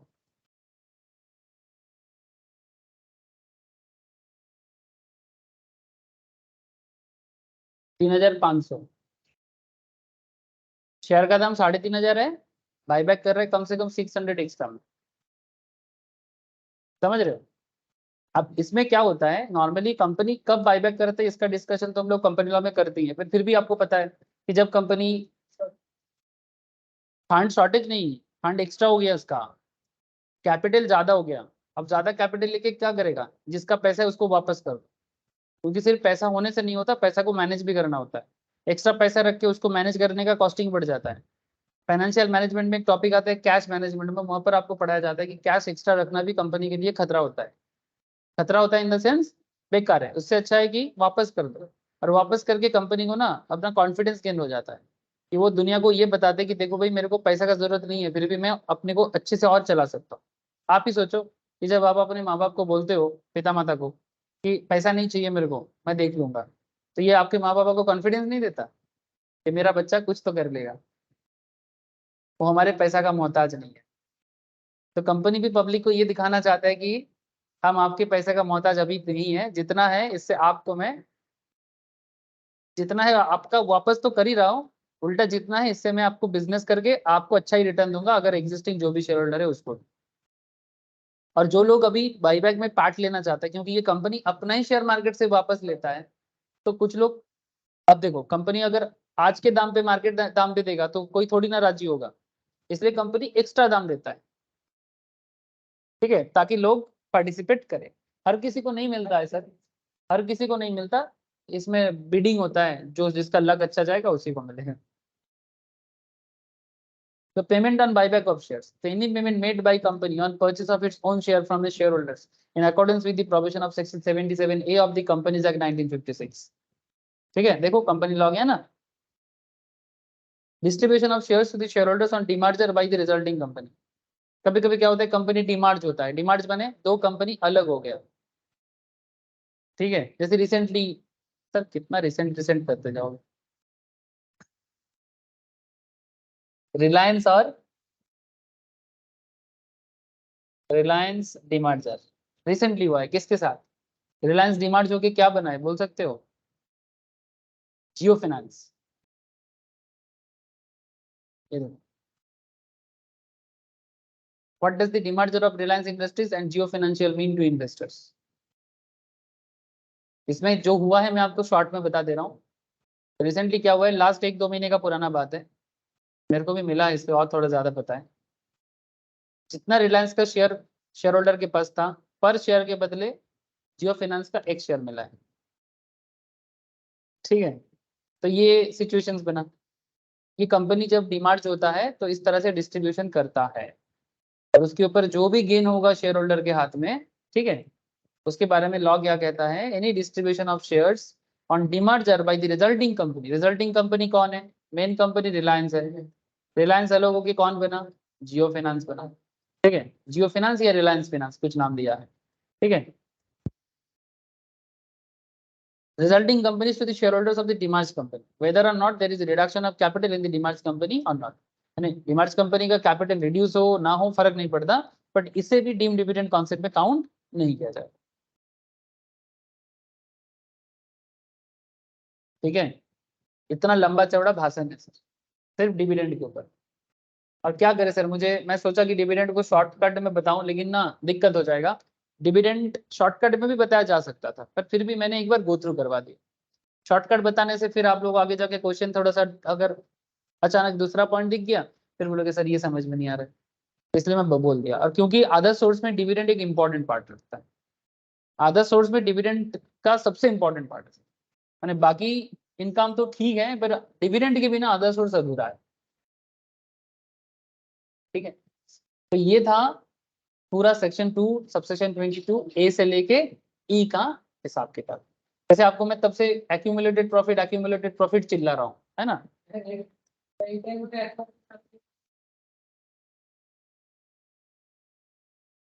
हाँ, अब इसके पीछे रीजन है, क्योंकि ये सब नॉर्मली अकाउंट्स में भी पढ़ा जाता है, एक्यूमुलेटेड प्रॉफिट का कॉन्सेप्ट, तो ये माना जाता है कि बच्चा अकाउंट्स पढ़, हाँ इसका मतलब ये मान लिया जाता है कि बच्चा अकाउंट्स पढ़ के आया है। अगर, क्योंकि पहले लोग अकाउंट्स ही पढ़ते हैं, टैक्स बाद में पढ़ते हैं, बिना अकाउंट्स जाने टैक्स का कुछ समझ में नहीं आएगा। जिस बच्चे को अकाउंट्स का नॉलेज प्रॉपर नहीं है, ठीक है, basic level accounts as well as company level accounts, वो क्या समझेगा, टैक्स प्रॉपरली समझ में नहीं पाएगा। इसलिए सिर्फ टैक्सेशन इज नॉट इनफ अगर आपको अकाउंटेंसी प्रॉपर नहीं है।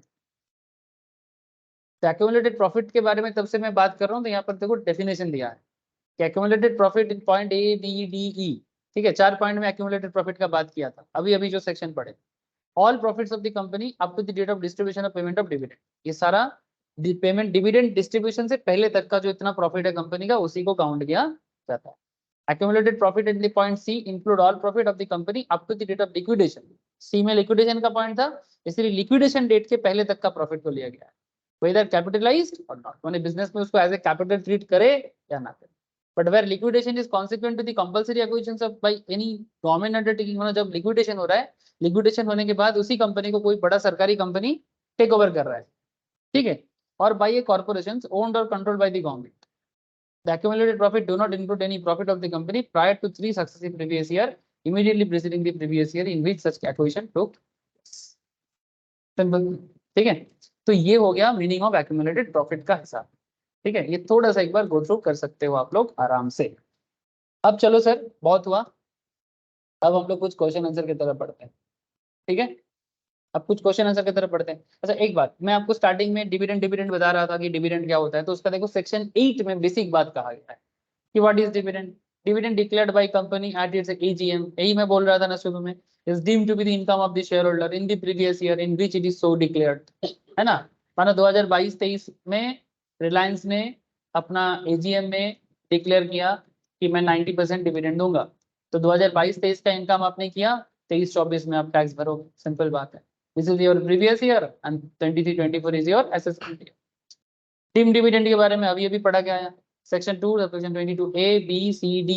Okay, distribution by a company which is deemed as dividend, which is deemed as dividend. अब ये मत पूछना कि कौन सा है, अभी तो पढ़े, इतना सारा डीम्ड है ना। would be income of the previous year in which it is so distributed and deemed dividend under section 222 subsection E, payment of advance or loan, थोड़ा अलग है ये वाला, पेमेंट ऑफ एडवांस और loan to a shareholder और a concern. Short में पढ़ने का तरीका, इससे पहले हम लोग लॉन्ग कट में पढ़े, अब ये शॉर्ट में पढ़ने का तरीका। अगर आपको पहले से पता है तो आप यहाँ पर शॉर्टकट में पढ़ सकते हो। 222 A B C D mainly distribution of dividend के बारे में बात किया, और 222 सबसेक्शन E ये मेनली वो एडवांस देने के बारे में बात किया, लोन और एडवांस। ठीक है, समझ गए नहीं? The payment of advance or loan to a shareholder or a concern, as the case may be, which is deemed as dividend under section 222E will be the income of the previous year in which it is so paid। जिस साल पे करेंगे उस साल का income मान के। और ये मैंने आपको स्टार्टिंग में दिखा रहा था इंटरिम डिविडेंड। कभी कभी सरकार क्या करता है, सरकार नहीं सॉरी कंपनी क्या करता है, कभी कभी कंपनी क्या करता है अपने शेयर होल्डर का मोरल बूस्ट करने के लिए। ठीक है, क्योंकि शेयर होल्डर को क्या होता है ना, देखो इतना दिन से शेयर होल्ड करके रखे हैं, कोई पैसा नहीं दे रहा है, कोई पैसा नहीं दे रहा है। ठीक है, तो चलो बीच में थोड़ा पैसा दे दो, शेयर होल्डर भी खुश हो जाएगा, नहीं तो छोड़ के जाने का बात करेगा। ठीक है, तो कभी कभी शेयर होल्डर का मेंटेलिटी को थोड़ा सा साथ रखने के लिए कि कंपनी अकेला ही खा रहा है ऐसा ना हो उनको। ठीक है, तो वो क्या करते हैं, इंटरिम डिविडेंड भी देता है। ठीक है, तो ये बेसिकली सेक्शन 8 का कॉन्सेप्ट था, जहां पर डिविडेंड चार्ज के बारे में कुछ बेसिक चर्चा आपके साथ मैंने किया। लास्ट क्लास मैंने आपको एक क्वेश्चन करवाया था। अच्छा, लास्ट क्लास का क्वेश्चन करने से पहले एक क्वेश्चन अभी कर लेते हैं। चलो, एक कॉन्सेप्चुअल क्वेश्चन है। कॉन्सेप्चुअल इन द सेंस, आपको अगर कॉन्सेप्ट पता हो तो भी आप जवाब दे पाओगे, नहीं तो नहीं दे पाओगे। राहुल कौन है भाई? सर इंडियन रेसिडेंट है, holding 28% equity share in A company, किसी कंपनी में 28% शेयर होल्ड करता है। टू के loan 5 lakh from the same company, उसी कंपनी से 5 लाख का लोन ले रहा है। हाँ बोलो सर। मतलब उसका कंपनी में शेयर होल्डिंग तो है ही, और उसी कंपनी से वो लोन भी ले रहा है। On the date of granting the loan, जिस दिन उसको लोन दिया जा रहा है, कंपनी का एक्यूमुलेटेड प्रॉफिट है 4 लाख का। ठीक है, जब उसे लोन कंपनी प्रोवाइड कर रहा है तब कंपनी के पास एक्यूमुलेटेड प्रॉफिट है 4 लाख का। और एक्यूमुलेटेड प्रॉफिट का डेफिनेशन अभी आपको मैंने पढ़ा है कि एक्यूमुलेटेड प्रॉफिट में क्या आता है और क्या नहीं। The company is engaged in the same engaged in some manufacturing activity। Company क्या करता है, कुछ मैन्युफैक्चरिंग का काम करता है। नाउ क्वेश्चन है, is the amount of loan taxable as deemed dividend? क्या ये अमाउंट जो लोन कंपनी ने शेयर होल्डर को दिया, क्या इसे डीम्ड डिविडेंड के कॉन्सेप्ट में ट्रीट कर सकते हैं? If the company is a company, if the company is a company in which the public are substantially interested,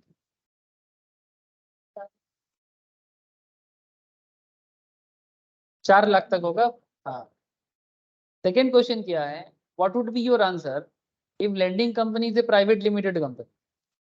अगर ये पैसा कोई प्राइवेट कंपनी देता है, अच्छा पब्लिक का इंटरेस्ट रहेगा तो पब्लिक कंपनी हो जाएगा ना, लेकिन ये अगर प्राइवेट होगा तो that is which is not a company in which the public are substantially interested. समझा देते हैं। तो बेसिकली सबसे पहले ना एग्जाम में आपको जवाब भी देना है, और इतने अच्छे से जवाब देना है ताकि एग्जामिनर देख के खुश हो जाए और आपको मार्क्स काटने का जगह ना दो। आप उसको हैंडराइटिंग को सही रखो। ठीक है, और हाँ, अगर कोशिश करो याद रखने का। ठीक है, अपना रैम रोम जो भी है, जरूरत पड़ने से सैंडिस्क का मेमोरी कार्ड अंदर एक खरीद के डाल दो, चेवा लो सर। ठीक है, मार्केट से एक 128 GB का या 264 GB का एक सैंडिस्क का मेमोरी कार्ड लेके डाल। सर आप पहले खुद डालें फिर हम लोग डालें। ओके सर, मजाक कर रहा हूँ सर। अच्छा, अब बात किया sir, any payment by a company other than a company in which the public are sufficiently interested of any sum by way of advance और लोन। देखो ये मैं क्या कर रहा हूँ, कुछ नहीं, आप बस लिख रहे हो, क्या लिख रहे हो, प्रोविजंस लिख रहे हो और कुछ नहीं। Any payment by a company other than a company in which the public is substantially interested of any sum by way of advance or loan to an equity shareholder being a person who is beneficial owner of shareholding not less than 10% of the voting power is deemed as dividend under section 2 subsection 22 clause to the extent the company possesses accumulated profits. कितना दे सकते हैं जितना company का maximum profit हो। ठीक है, ये हो गया प्रोविजन। अब आगे क्या करना है, the provision of section 2 subsection 22 clause E however will not apply where the loan is given by a company in which the public are substantially interested. In such a case the loan would not be taxable as dividend. अगर ये public का substantial interest अगर इसमें रहेगा तो फिर इसे हम लोग डीम डिविडेंड नहीं कहेंगे। लेकिन सेकंड पार्ट में, सेकंड क्वेश्चन में जहां पर पब्लिक का सब्सटेंशियल इंटरेस्ट नहीं है, ठीक है, प्राइवेट मनी जहां पर पब्लिक का सब्सटेंशियल इंटरेस्ट नहीं रहता है, ठीक है, एकदम कॉमन सेंस का। So however, if the loan is taken from a private company, that is a company in which the public are not substantially interested, which is a manufacturing company and not a company where lending of a company is a substantial part of the business of the company, then provision of section 2 subsection 22 clause E would be attracted since Rahul holds more than 10% of the equity share in the company. Rahul यहाँ पर 10% से ज्यादा hold करता है। The amount chargeable as deemed dividend cannot however exceed the accumulated profit held by the company. तो ये जो deem dividend सरकार जो डिसाइड करेगा वो मैक्सिमम कितना करेगा, जितना कंपनी का 4 लाख का एक्यूमुलेटेड प्रॉफिट है डिविडेंड देने से पहले, सॉरी एडवांस देने से पहले। कंपनी इसको एडवांस दिया था राहुल को कितना, 5 लाख, ठीक है, और कंपनी का एक्यूमुलेटेड प्रॉफिट कितना है, 4 लाख, ठीक है। लेकिन अगर कंपनी का प्रॉफिट ही है 4 लाख और कंपनी लोन दे रहा है 5 लाख, तो ये माना जाएगा कि लोन कवर नहीं कर पा रहा है प्रॉफिट को, तो ये माना जाएगा कि डीम डिविडेंड होगा 4 लाख ना कि 5 लाख। बात समझ में आया सर? इसलिए क्या बोला, therefore the amount taxable as deemed dividend would be limited to accumulated profit that is 4 lakh and not the amount of loan which is 5 lakh. तो नॉर्मल रूल कहते हैं कि 5 लाख ही होना चाहिए था, लेकिन क्योंकि कंपनी का एक्यूमुलेटेड प्रॉफिट ही तो 4 लाख है, तो डीम डिविडेंड प्रॉफिट से ऊपर थोड़ी ना डिविडेंड होगा। सोचो थोड़ा, कंपनी जो प्रॉफिट करेगा वही तो डिविडेंड दे सकता है, तो कहते हैं कि डीम डिविडेंड मैक्सिमम 4 लाख मानता है ना कि 5।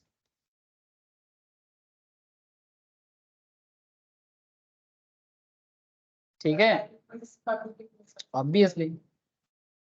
सर आप लोग भी थोड़ा कुछ बता दो, मुझे समझ में आ रहा है ये नहीं। नील, कोनिका, রাহুল बोलो सा, প্রিয়া, সমন্বিতা,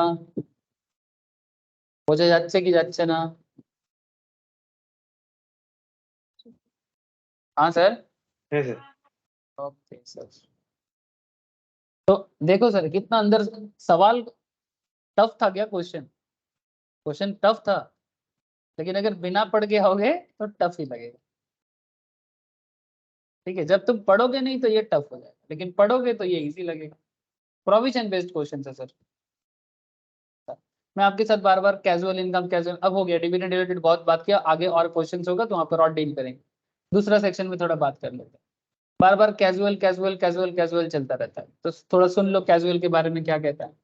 Casual income means income in the nature of winning from lottery, crossword puzzle, race including horse race, card game, other games of any sort, gambling, betting, etc.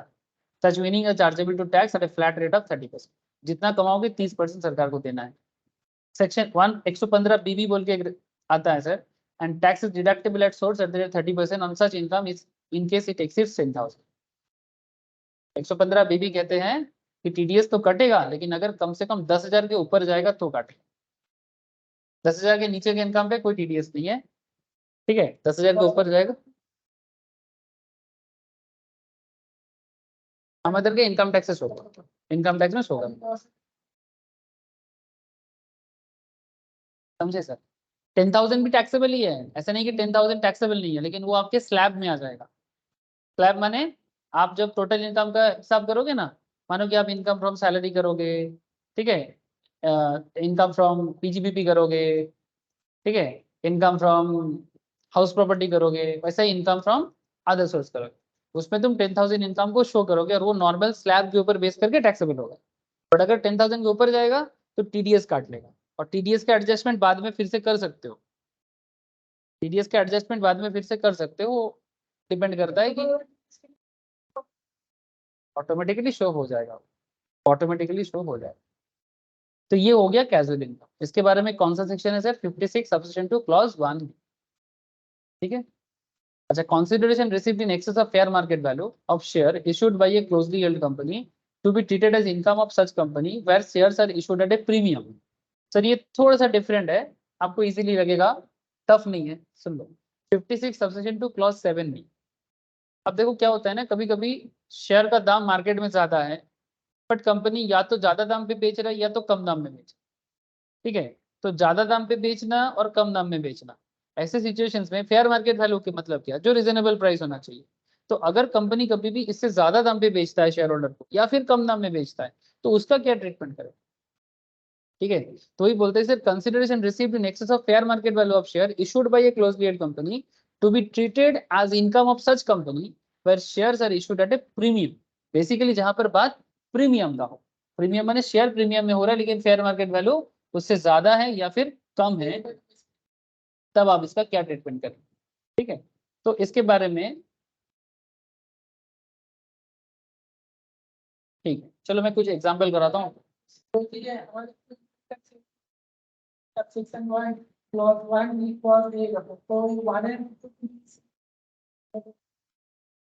अब देखो लॉ ने जैसे बनाया, आप इसके लिए तुमको लॉ में करके बताना। अब 1B 1BC ऐसा क्यों दिया है? Basically for remembering purpose. ये कॉन्स्टिट्यूशन को लिखने के टाइम पे उसका ही तो एक पार्ट है टैक्स, ठीक है। पूरा संविधान के अंदर सारा लॉ है, उसमें भी एक लॉ है टैक्स, ठीक है। इनकम टैक्स है, जीएसटी है। अब उसमें आप देखोगे कोई भी लॉ पढ़ो आप देखोगे ऐसे ही सेक्शन सब सेक्शन क्लॉज करके, जिस तरह से पेज नंबर बना जाता है किताब में, उसी तरह से देश का नियम बना जाता है। इस तरह से चैप्टर, फिर उसके अंदर हेडिंग, हेडिंग के अंदर सब हेडिंग, ठीक है, सब हेडिंग के अंदर क्लॉज, यही नियम है। अब क्या है ना, जो जिस फील्ड में काम करते हैं वो उसको रेगुलर प्रैक्टिस करते करते इसका आदत पड़ जाता है। तो अगर आप एग्जाम में एग्जैक्ट प्रोविजंस नहीं लिख पाते सेक्शंस, ठीक है, तो फिर आप रेलिवेंट को एटलीस्ट अगर 56 सबसेक्शन 2 लिख रहे हो तो भी चलेगा, तो भी एग्जामिनर आपका मार्क्स नहीं काटेगा। हाँ, नहीं तो लिखना एज पर रेलिवेंट क्लॉज, ठीक है, या फिर एज पर रेलिवेंट सेक्शन। लेकिन गलत मत लिखना, रॉन्ग मत, रॉन्ग लिखने से काटेगा। 56 को 57 मत लिख के आना, और सबसेक्शन 2 को सबसेक्शन 1 मत लिख। नहीं याद रहे तो लिख देना relevant section, in the relevant section. हाँ ऑब्वियसली रेलिवेंट सेक्शन बार बार लिखने से मार्क्स काटेगा ऑब्वियसली। तुम सोचो कि जो जो स्टूडेंट सेक्शन दे रहा है और जो नहीं दे रहा है, किसको मार्क्स देना चाहिए? जो दे रहा है उसको। अब कंपटीशन कितना हाई होता है प्रोफेशनल एग्जाम में, आप सबको पता है।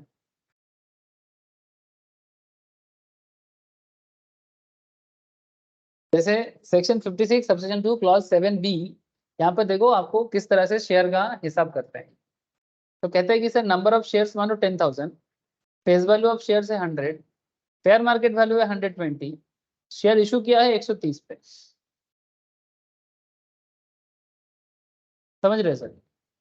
फेस वैल्यू 100 টাকা, फेयर मार्केट 120 টাকা, इशू प्राइस 130 টাকা। तो provision of section 56 subsection 2 clause 7 भी बोलता है, in this case since the share are issued at a premium, ठीक है, ये रूल पहले ही बोला हुआ है, मैं आपको बता दे रहा हूँ। Share issued at premium, share issue कितने में हुआ है? 130 पे हुआ है। That is the issue price exceeds the face value, issue face value को क्रॉस किया है।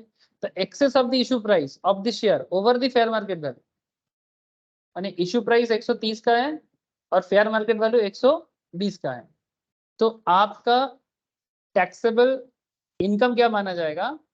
इनकम क्या माना जाएगा? 10,000 शेयर है इंटू 10, इंटू 10, 10,000 शेयर इंटू 10 माने 1 लाख। इसको आप ट्रीटेड एज इनकम करेंगे in the hands of a, in the hands of a कौन है? पी लिमिटेड में काम करता है, ठीक है। बात समझ रहे हो सर? ये प्रोविजंस को ठीक से पढ़ोगे तो थोड़ा सा क्लैरिटी और मिल जाएगा। मैं थोड़ा फिर से पीछे आ गया। Section 56 subsection 2 clause 7B brings to tax the consideration received from a resident person by a company other than a company in which public and substantially interested, which is in excess of fair market value. Such excess is to be treated as the income of the closely held company, taxable under section 56(2) under the head income from other source, in case where consideration received for issue of shares exceeds the face value of shares. That is where shares are issued at a premium. That is issue price of share minus fair market value of shares into number of shares. जो मैंने अभी किया.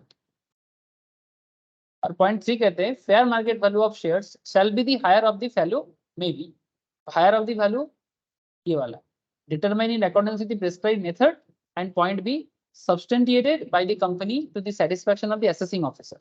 और assessing officer कौन होता है? जो income tax का ऑफिसर होते हैं उन्हें असेसिंग ऑफिसर कहते हैं.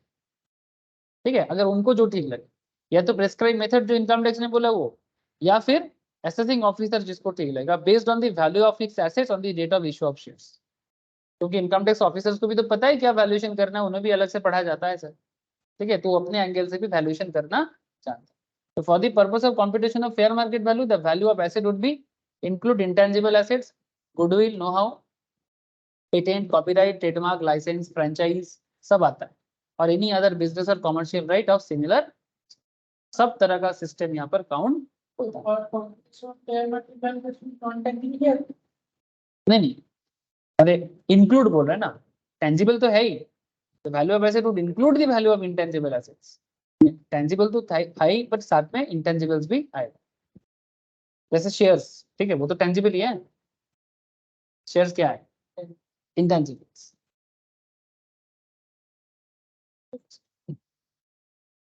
तो ये आपने देखा एक सिचुएशन. ठीक है, सिमिलरली आप दूसरा वाला देखो 56 सब्सेक्शन 2 क्लॉज 7B का ही सेक्शन. यहाँ पर बंदा का नाम क्या है? बी. ठीक है, 20,000 पी लिमिटेड से मिल रहा है. 20,000 का क्या है? शेयर्स. फेस वैल्यू कितना है? 100 रुपया. नहीं देख रहे हो? हाँ, बंद हो गया. अच्छा, फेस वैल्यू 100 है तो फिर नोट्स भी ओपन कर सकते हो, नोट्स भी दिया हुआ है. और जो फोन ही बंद हो गया, सामने आ जाइए, शेयर करो.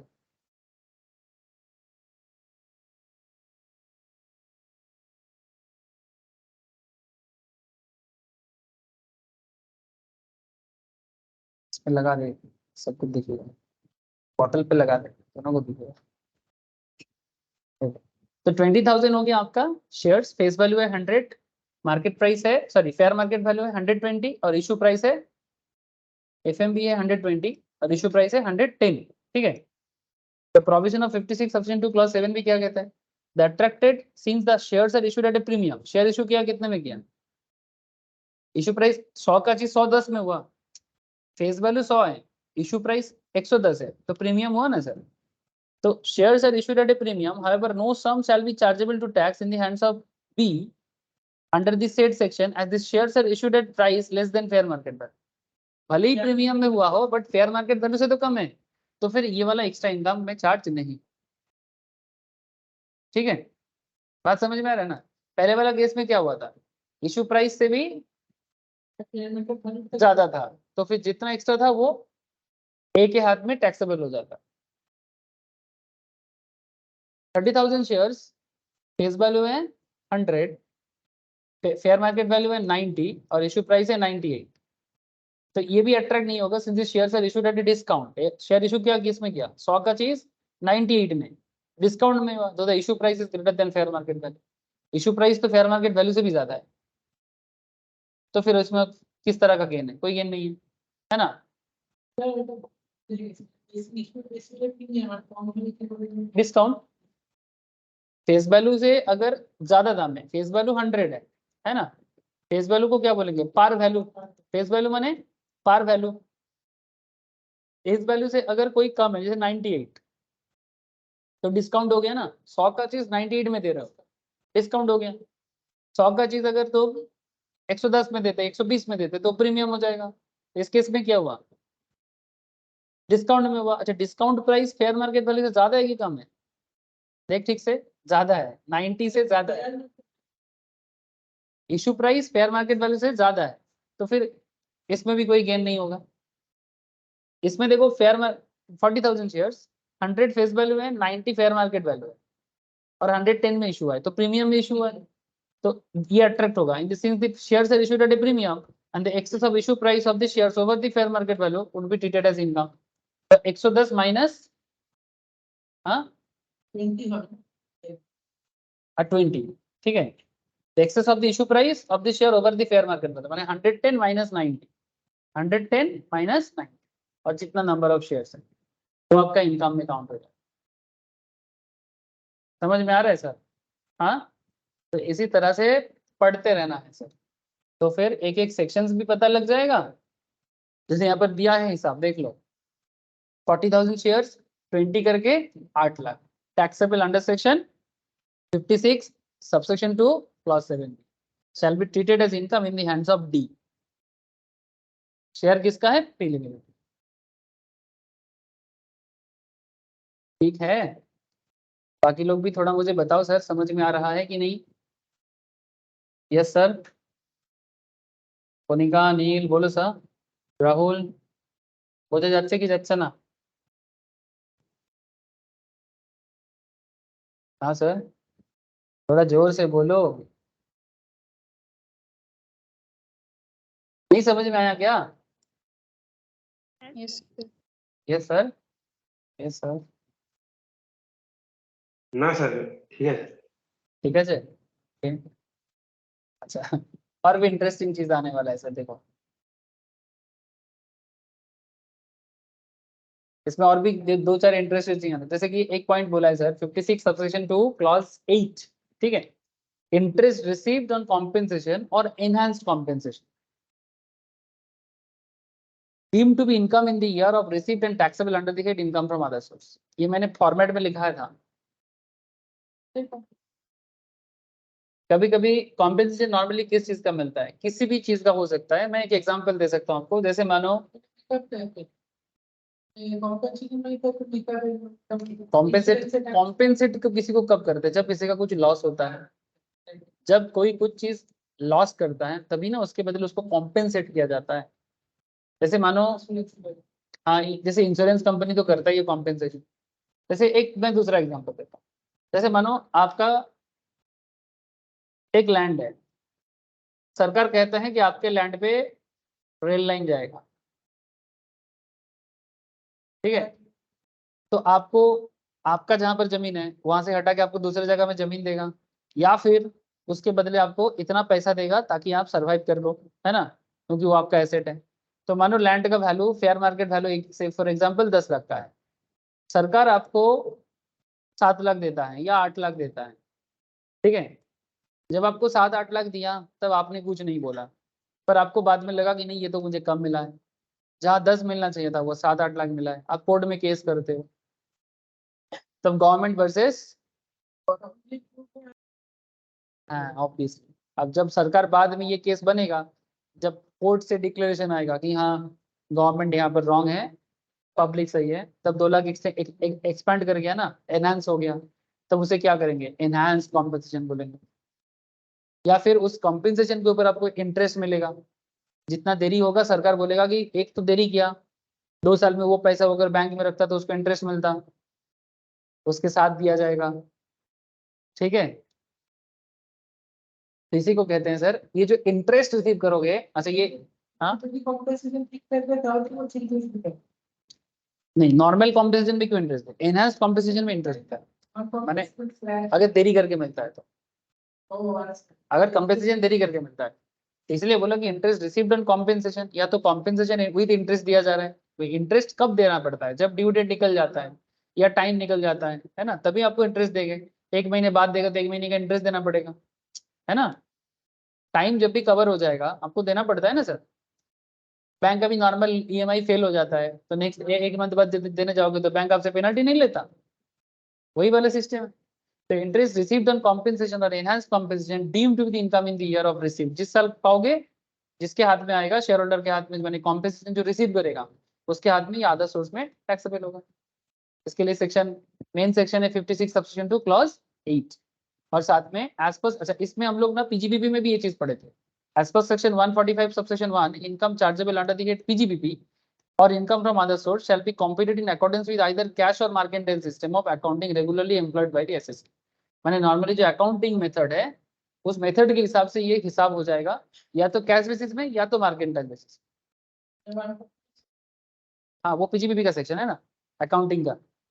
Section 145 B subsection 1 provides that notwithstanding anything contained in section 145 subsection 1, the interest received by an assessee on compensation or an enhanced compensation shall be deemed to be his income for the year in which it is received, irrespective of the method of accounting। माने चाहे आप mercantile करो, mercantile माने due basis. Account दो तरह का होता है सर, ये बेसिक सब अकाउंटिंग है, जिनका अकाउंट बेसिक सभी खराब है, किसी का भी। मैं आजकल बेसिक सर क्लास ले रहा हूँ सर, फाउंडेशन लेवल का, जिसका भी है, जिसका स्ट्रांग है मैं उसको रिकमेंड नहीं करता, बट अगर किसी का अकाउंट वीक है कर लो आगे, क्यों क्या है ना, अगर अकाउंटिंग बेस वीक है तो आगे बहुत मुश्किल पड़ेगी। जिसका भी बेसिक वीक है कर लो। मैं नॉर्मली मार्केंटाइल माने एक्रुअल, ठीक है, और कैश माने पैसा कैश रिसीव होगा, और कैश रिसीव या कैश पेमेंट एंट्री होगा। और मार्केंटाइल में क्या होता है, पैसा मिलेगा तो भी एंट्री करेंगे, पैसा देना है तो भी एंट्री। पेबल और रिसीवेबल, हाँ नहीं उसको बोलते पेबल या रिसीवेबल, डीम्ड नहीं करते। डीम्ड नहीं, धोरे नहीं, डीम्ड का कॉन्सेप्ट क्या होता है ना, कुछ चीजें नहीं है उसको मानना डीम्ड होता है, ठीक है। और पेबल एंड रिसीवेबल माने ये मेरा हक है। हाँ, पेबल और रिसीवेबल माने मेरा हक है पाना, मेरा हक है देना, ठीक है, मेरा अधिकार है पाना, मेरा हक है देना, ठीक है। तो ये रिसीवेबल एंड पेबल माने मुझे मिलेगा, ठीक है, डेटर से आपको पैसा मिलेगा। आपने किसी को क्रेडिट में सेल किया तो आपको अपना डेटर तो पेमेंट करेगा ना, आपका अधिकार है अपने डेटर के ऊपर, लेकिन हम लोग उसका भी एंट्री करते हैं। नॉर्मली वही ज्यादा होता है, कैश का अकाउंटिंग एंट्री कम ही होता है। कैश बेसिस में अकाउंटिंग कोई ऐसा मेंटेन नहीं करता है, क्योंकि cash basis is not very scientific. Scientific is always due basis, always. जो पाना है और जो देना है यही सिस्टम साइंटिफिक है, क्योंकि इसमें हर चीज का हिसाब होता है, और कैश में आप बहुत चीज मिस हो जाएगा आपसे। ये सब बेसिक सब अकाउंट से। अच्छा, section 56 subsection 2 clause 7 provides that income by way of interest received on compensation or on enhanced compensation referred to in section 145b1 shall be deemed as income from other source in the year in which it is received। तो basically ये याद रखना, ये जो interest जो enhance आपको मिलता है ये अदर सोर्स में ट्रीट होता है। टैक्स रेट नॉर्मल टैक्स का जो पैटर्न है उसके अंदर। शेयर होल्डर कॉम्पेंसेशन कहाँ पर?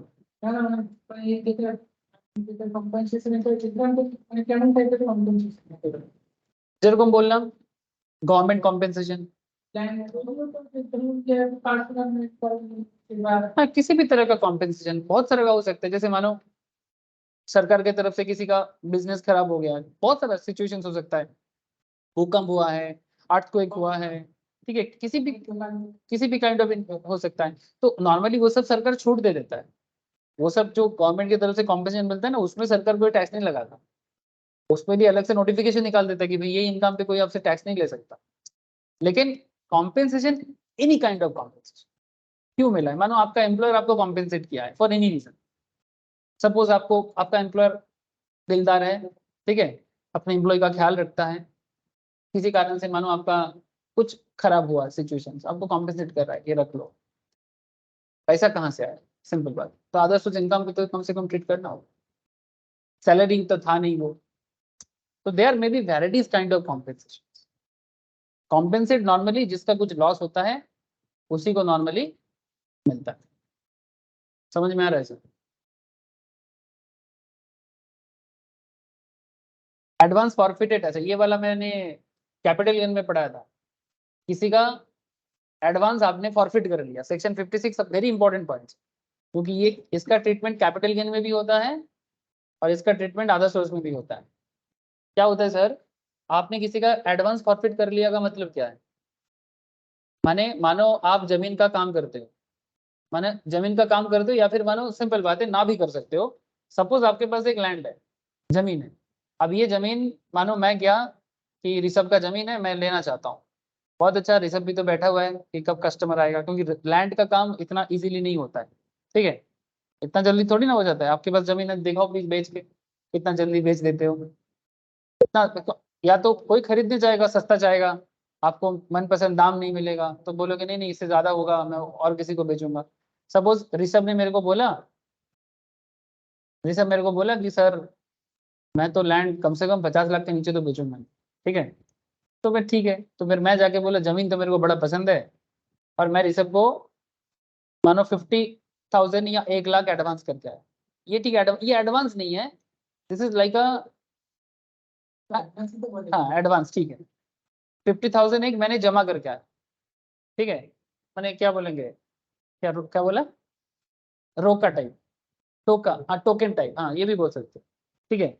मैंने बेसिकली मैं अभी ऋषभ को रोक लिया कि ऋषभ अभी अगला 3 महीना ये जमीन किसी को नहीं बेचेगा। ऋषभ ने मेरे को टाइम दिया, ऋषभ बोला ठीक है सर, मैं आपको 3 महीना ये जमीन किसी को नहीं बेचूंगा, इसके लिए 50,000 मैंने दिया, बाद में ये एडजस्ट हो जाएगा, बाद में ये 50,000 एडजस्ट हो जाएगा, ये थोड़ी ना ऋषभ का है।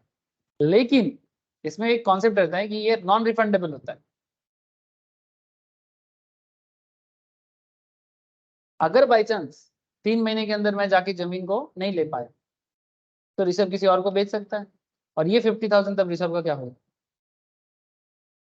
फॉरफिट फॉरफिट कर लिया ना ऋषभ ने मेरा पैसा, ठीक है। अब हाँ तो ये वाला इनकम की बात कर रहे हैं, समझ रहे हो। Advance forfeited due to failure of negotiation for transfer of a capital asset to be taxable as income from other source, section 56 subsection 2 clause 10। ये मैंने आप लोगों को कैपिटल गेन पढ़ाने के टाइम पे भी इसका अच्छे से पढ़ाया सर, वहां पर भी लास्ट में पढ़ाया कैपिटल गेन का, I think last class most probably. Forfeit मैंने, हाँ वही तो, शेयर फॉरफिचर में क्या होता है, कंपनी आपका जितना पैसा आपने दिया कंपनी को, कंपनी वो फॉरफिट कर लेता है, क्योंकि आपने फेलियर कर दिया बाकी पेमेंट देने में, ठीक है। तो प्रायर टू, अच्छा इसके लिए ना एक रूल है, असेसमेंट ईयर 2015-16 से पहले, असेसमेंट ईयर 2015-16 से पहले, any advance retained or received in respect of a negotiation for transfer which failed to materialize is reduced from cost of acquisitions of the asset or written down value or the fair market value of the asset at the time of its transfer to compute the capital gain arising thereon as per section 51. ये 51 capital gain का section. In case the asset transferred in a long term capital asset, indexation benefit would be on the cost so reduced. माने क्या हो जाएगा कि मानो कि आपको 50,000 मिला है, मानो ऋषभ को 50,000 मिला है, तो बाद में ऋषभ 50 लाख का जमीन है, मेरे को तो नहीं बेचा, पर से फॉर एग्जाम्पल शालिनी को बेच दिया, शालिनी के पास पैसा है, शालिनी जाके खरीद लिया, ठीक है। तो ऋषभ के लिए क्या हो जाएगा, 50 लाख का जमीन था, अब ऋषभ बोलेगा नहीं 50 लाख नहीं, ये 50,000 कम कर दो, क्योंकि मेरे से जो 50,000 लिया था वो जमीन का कॉस्ट को कम कर दो। कम तो हुआ ना इफेक्टिवली, तेरा 50 लाख का जमीन था, तू मेरे से जो 50,000 लिया था, तेरा जमीन अल्टीमेटली इफेक्ट तो हाँ तो तुम, ये एडवांस था, पर 15-16 से पहले क्या सिस्टम था, ये कॉस्ट को डिडक्ट कर देता था। हाँ मैंने 50 लाख का जमीन है ना एक्चुअल में तेरा, ठीक है। अब हो सकता है 50 लाख नहीं, 50 लाख में तो तू बेच रहा है, ये तेरा सेल प्राइस है, चलो मैं थोड़ा सा इसको और एलाबोरेट करता हूँ। 50 लाख तेरा सेल प्राइस है, ठीक है। मान के ये तेरा 40 लाख का खरीदा हुआ है, लेकिन मेरे से जो 50,000 जमीन के नाम पे ही तो लिया ना, तो 40 लाख में से 50,000 लेस कर, तेरा एक्चुअल में दाम हो गया 39,50,000, तो तेरा कॉस्ट रिड्यूस हो गया, अब तेरा प्रॉफिट उसके ऊपर लग जाएगा।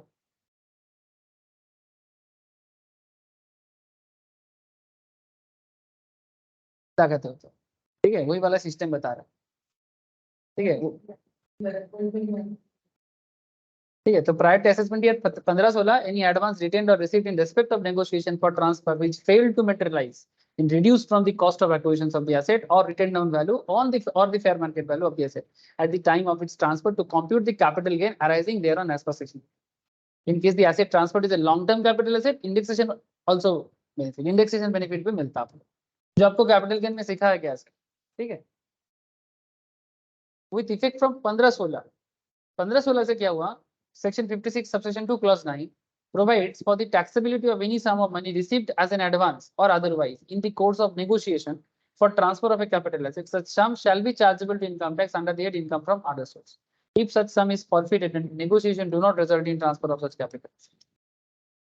अभी और वो कैपिटल गेन के साथ एडजस्टमेंट नहीं होता है, ये डायरेक्टली अदर सोर्स में ट्रीट होता है इनकम के नाम पे, ठीक है सर।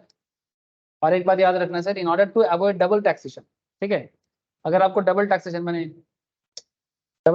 एक बार कैपिटल गेन में भी ट्रीटमेंट करना है, एक बार इधर भी ट्रीटमेंट करना है, तो इसलिए क्या किया, in order to avoid double taxation of the advance received and retained, section 51 was amended to provide that where any sum of money received as an advance or otherwise in the course of negotiation of transfer of capital asset, ठीक है, has been included in the total income of the assessee for any previous year in accordance with the 56 subsequent to clause 9. Such amount shall not be deducted from the cost of which transfer, माने उसको और asset के cost के हिसाब से deductions नहीं मिलता है, ये सिर्फ अदर सोर्स में ही ट्रीट होता है, इसका अमेंड करके बस अदर सोर्स में दिखाना आज के डेट।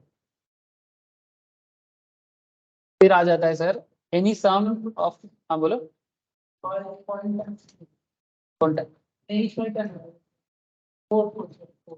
उसमें कुछ नहीं है सर, इट में भी noted that advance received and forfeited up to 31 March 2014। अगर किसी ने भी 30, ये मैंने कैपिटल गेन में बोला था इसलिए मैंने भी स्किप, अगर किसी ने भी एडवांस रिसीव किया है एंड फॉरफिट कर लिया अप टू 31 मार्च 2014 तक has to be reduced from cost of acquisitions while computing capital gains. Since such advance would not have been subject to tax under section 56 of 2014 तक किसी का भी अगर फॉरफिटेड है तो वो कैपिटल गेन में जाएगा, लेकिन उसके बाद अगर कोई फॉरफिटेड है तो वो अदर सोर्स में, बस यही था। 1/4/2014 के बाद अगर किसी ने भी किसी का पैसा फॉरफिट कर लिया है वो अदर सोर्स में जाएगा, लेकिन अगर 2014 तक 31 मार्च 2014 तक है तो वो कैपिटल गेन का ही हिसाब में, मैंने हो सकता है ना पुराना हिसाब अभी पेंडिंग है तो उसका ट्रीटमेंट इस तरह से। अब ये जो पॉइंट आ रहा है सर इसमें ये बहुत इंटरेस्टिंग, 56 सब्सेक्शन टू क्लॉज 10 ये कहता है sir any sum of money or value of property receive without consideration, यानी आपको कुछ पैसा मिल मैंने कुछ गिफ्ट की तरह मिल रहा है। विदाउट कंसिडरेशन क्या होता है, गिफ्ट होता है, तो अगर आपको किसी से कोई गिफ्ट वगैरह मिलता है तो कितना अमाउंट ऑफ गिफ्ट मिलने से आप उसको टैक्स पे काउंट नहीं करोगे, नॉर्मली 50,000 का लिमिट है, किससे मिलने से कब मिलने से इसका हिसाब किताब है, ये मैं आपको नेक्स्ट क्लास में पढ़ाता हूँ, ठीक है। और ये करने के बाद मैं आपको और भी क्वेश्चन आंसर के साथ मैच कराऊँ, ठीक है। आज के क्लास में इतना ही रखता हूँ।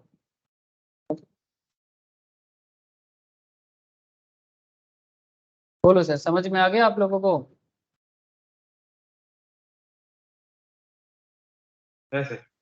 ओके सर, मैं कल भी एक एक्स्ट्रा क्लास दे सकता हूँ, मैं बोल दूंगा सर, ठीक है। कल नॉर्मली क्लास तो नहीं होता है टैक्स का, लेकिन कल भी एक एक्स्ट्रा क्लास मैं दे सकता हूँ इसी टाइम, वैसे कल ऐसा ऑफलाइन रहता है ना सर, तो कल मैं थोड़ा सा ऑफलाइन में क्लास करा के, ठीक है, फिर जिसका जो भी टेस्ट है वो आके दे सकता है। जैसे ऋषभ मेरे से पहले मैं बोल दिया था basics of income tax and PGD, ठीक है। तो कल पहले थोड़ा सा पढ़ूंगा, ज़्यादा नहीं, फिर पढ़ने के बाद हम लोग टेस्ट लेंगे, ठीक है। मैं बोल दूंगा एक बार फिर से सर क्लास मेरे होगा को तो। हाँ बोलो सर। सर हाँ बोल। सर मेरे को टाइम बोल दीजिएगा, हो सकता है कि मैं आज रात आ जाऊं। ठीक है, और ठीक है। टाइमिंग तो वही 11:30 का टाइम है, सोमवार मंगलवार टाइम तो फिक्स है 11:30, ठीक है, ऑफलाइन का। Okay, okay. क्योंकि मेरा प्रोग्राम खत्म हो चुका है तो सिर्फ अब क्या बोलते हैं ठीक रैप है अप सर। करने का टाइम